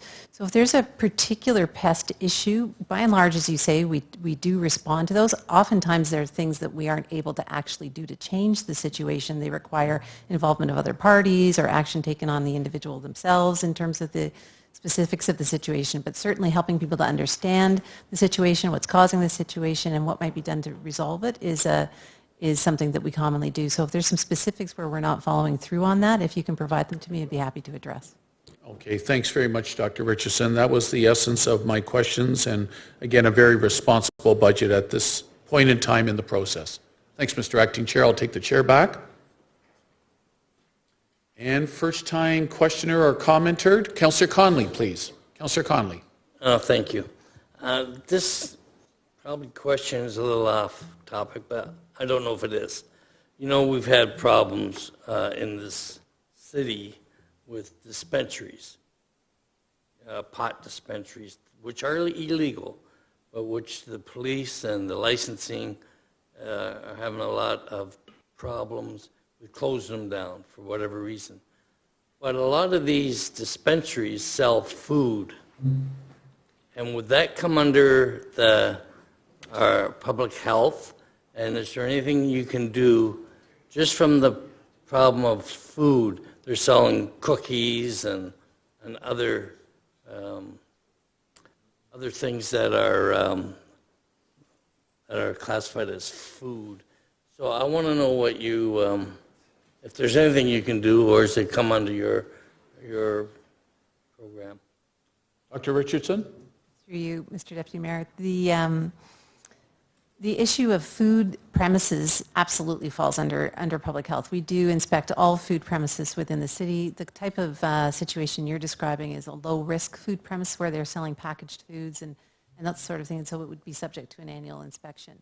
I know Kevin's had some discussion, and unfortunately he's not able to be here today, but he's had some discussion with bylaw and whatnot, looking at how the food piece could be viewed within that context. Generally, they're a completely separate issue between cannabis and food. If they're continuing to to abide by guidelines in regard to food premises, then that's all that they need to do. We don't get involved in terms of the actual cannabis issues.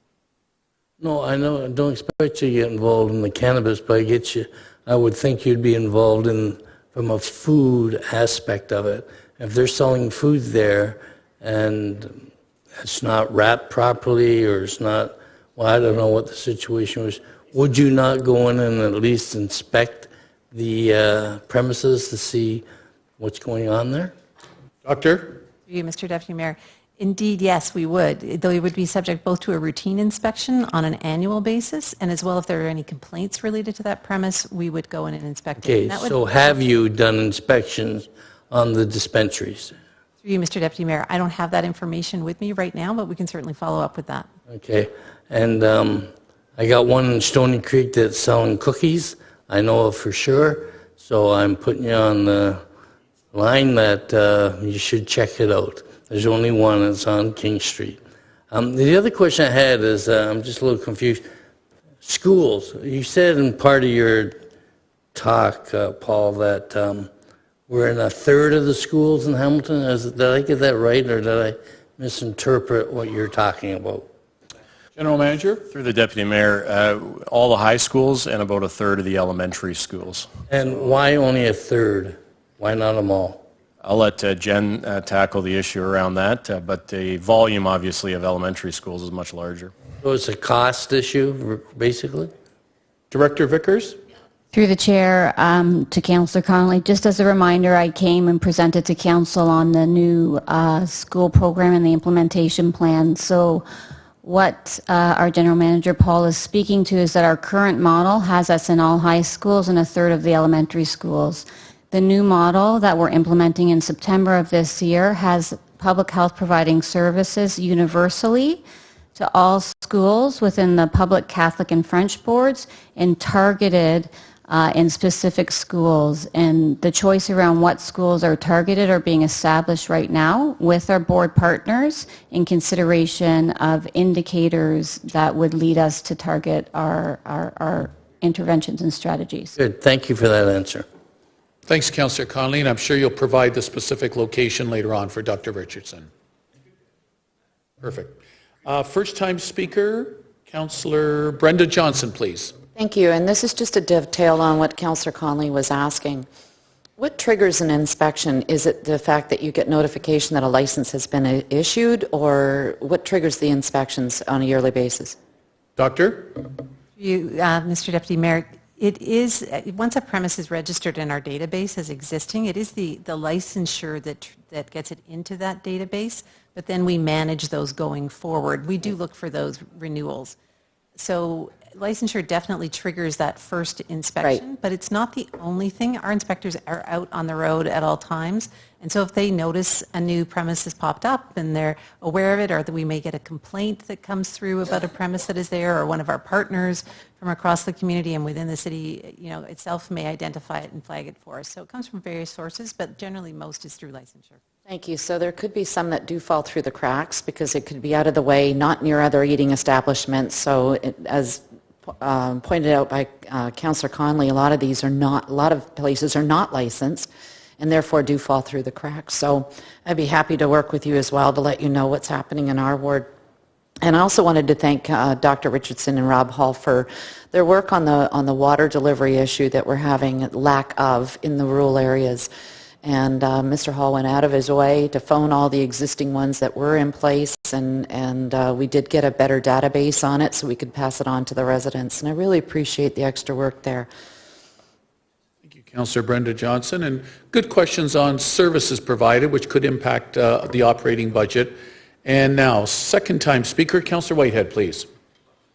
Yeah, the first time should probably be more of a point of order, but this time I am speaking to the issue. So the question I have, and it dovetails off of the previous speakers, in the anticipation, I think it's June or July, whenever the legalization of marijuana, from a public health perspective and understanding there are implications regarding to our youth and age and all those kinds of things.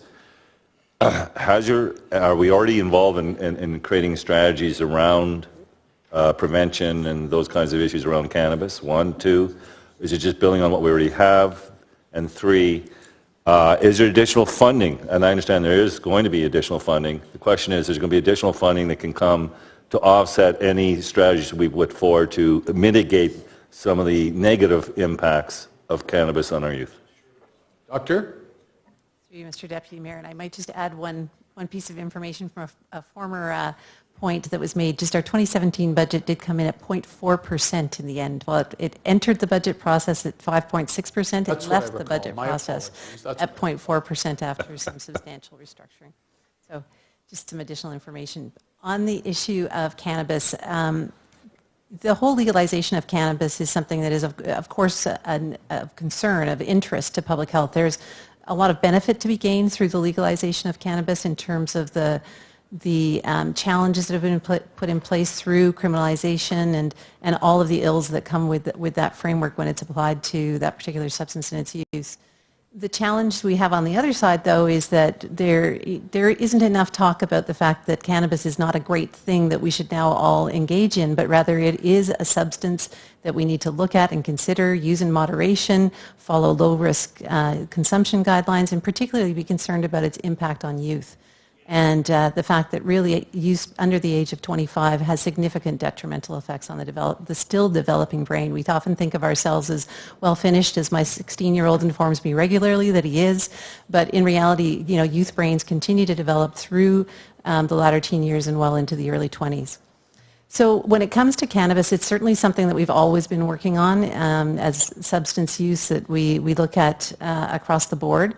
We're still in discussion with the ministry to understand what the changes in the legislation are going to mean around their expectations for us, whether it's about smoke and the impacts in terms that smoke will have on individuals and how that relates to tobacco issues. We're also looking at it, though, from a substance perspective.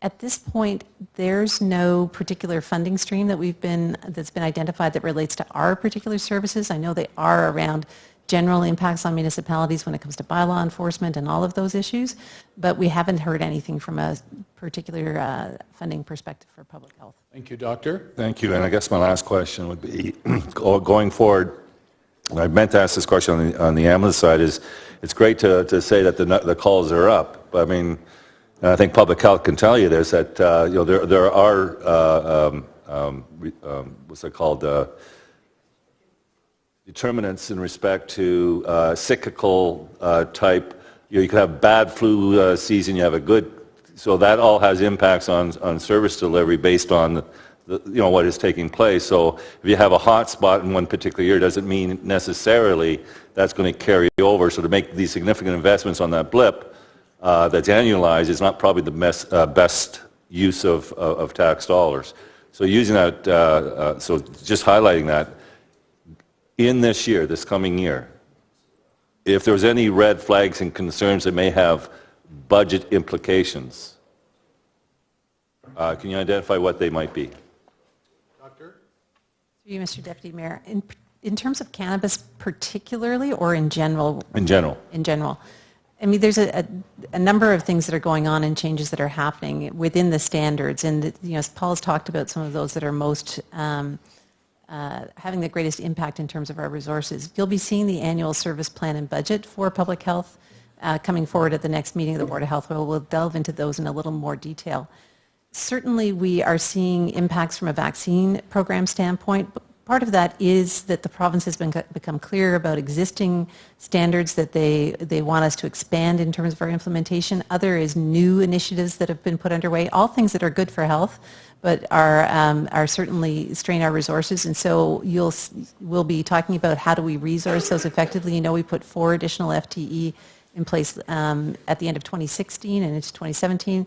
And we're looking at how does that get resourced going forward. So vaccine programs are definitely one of those. We're looking at vision screening and the enhancement of vision screening, the addition of vision screening to our work. And that is, again, an area where there's potential for implications. We're not clear what it'll mean in 2018, and that's why you don't see that as an enhancement that's gone forward in this budget process. But it will certainly have an impact come 2019. The population health assessment work that we're doing, it's really good work, and we've grown well beyond the original mandate that that Public Health had to providing a greater degree of information. Of course, it's all more possible now with all the methods and things that we have available and things that people count. But it's also the work that we're intended to do with our partners and be involved at a greater level with the LHIN, with our community partners in terms of understanding that work and helping to make change. And so that's another area where over time, I think we're going to see some pressures in terms of meeting that need. And when you look at the pressures we have in Hamilton, the things that are evidenced through the offload delays and the increased call volume and the challenges that are here, there's very real challenges that we need to look at together as a community and figure out how we can improve things, whether it's at the initial end in terms of improving the determinants of health, whether they're access to resources for appropriate child development or supports that are available to help mitigate some of the impacts that people find themselves with down the line. We need to be there at the table to help provide the data for those. So it's an important piece, but it's certainly we've had a tremendous crew that's done an amazing amount of work over the past year, but they're already being stretched in terms of meeting that. So those are three of the key ones. So I certainly look forward to getting more at the granular level, more detail, prescribed, not prescribed option and so forth with regards to some of these pressures moving forward. And I look forward to hearing that at the Board of Health. Thank you. Thanks, Councillor Whitehead. Again, Dr. Richardson, my apologies. I meant to say a year ago your opening salvo was in the 5% range versus today's 1.4. Okay, no further commenters or questioners. Move to receive the public health operating budget. Councillor Conley, Councillor Farr, all in favor? Any opposed? Motion carried. Notices of motion. I don't see any on my blotter. Any members of committee have one? Motion to adjourn. Councillor Collins. Councillor Whitehead, all in favor? Any opposed? Motion carried. Thank you, everyone.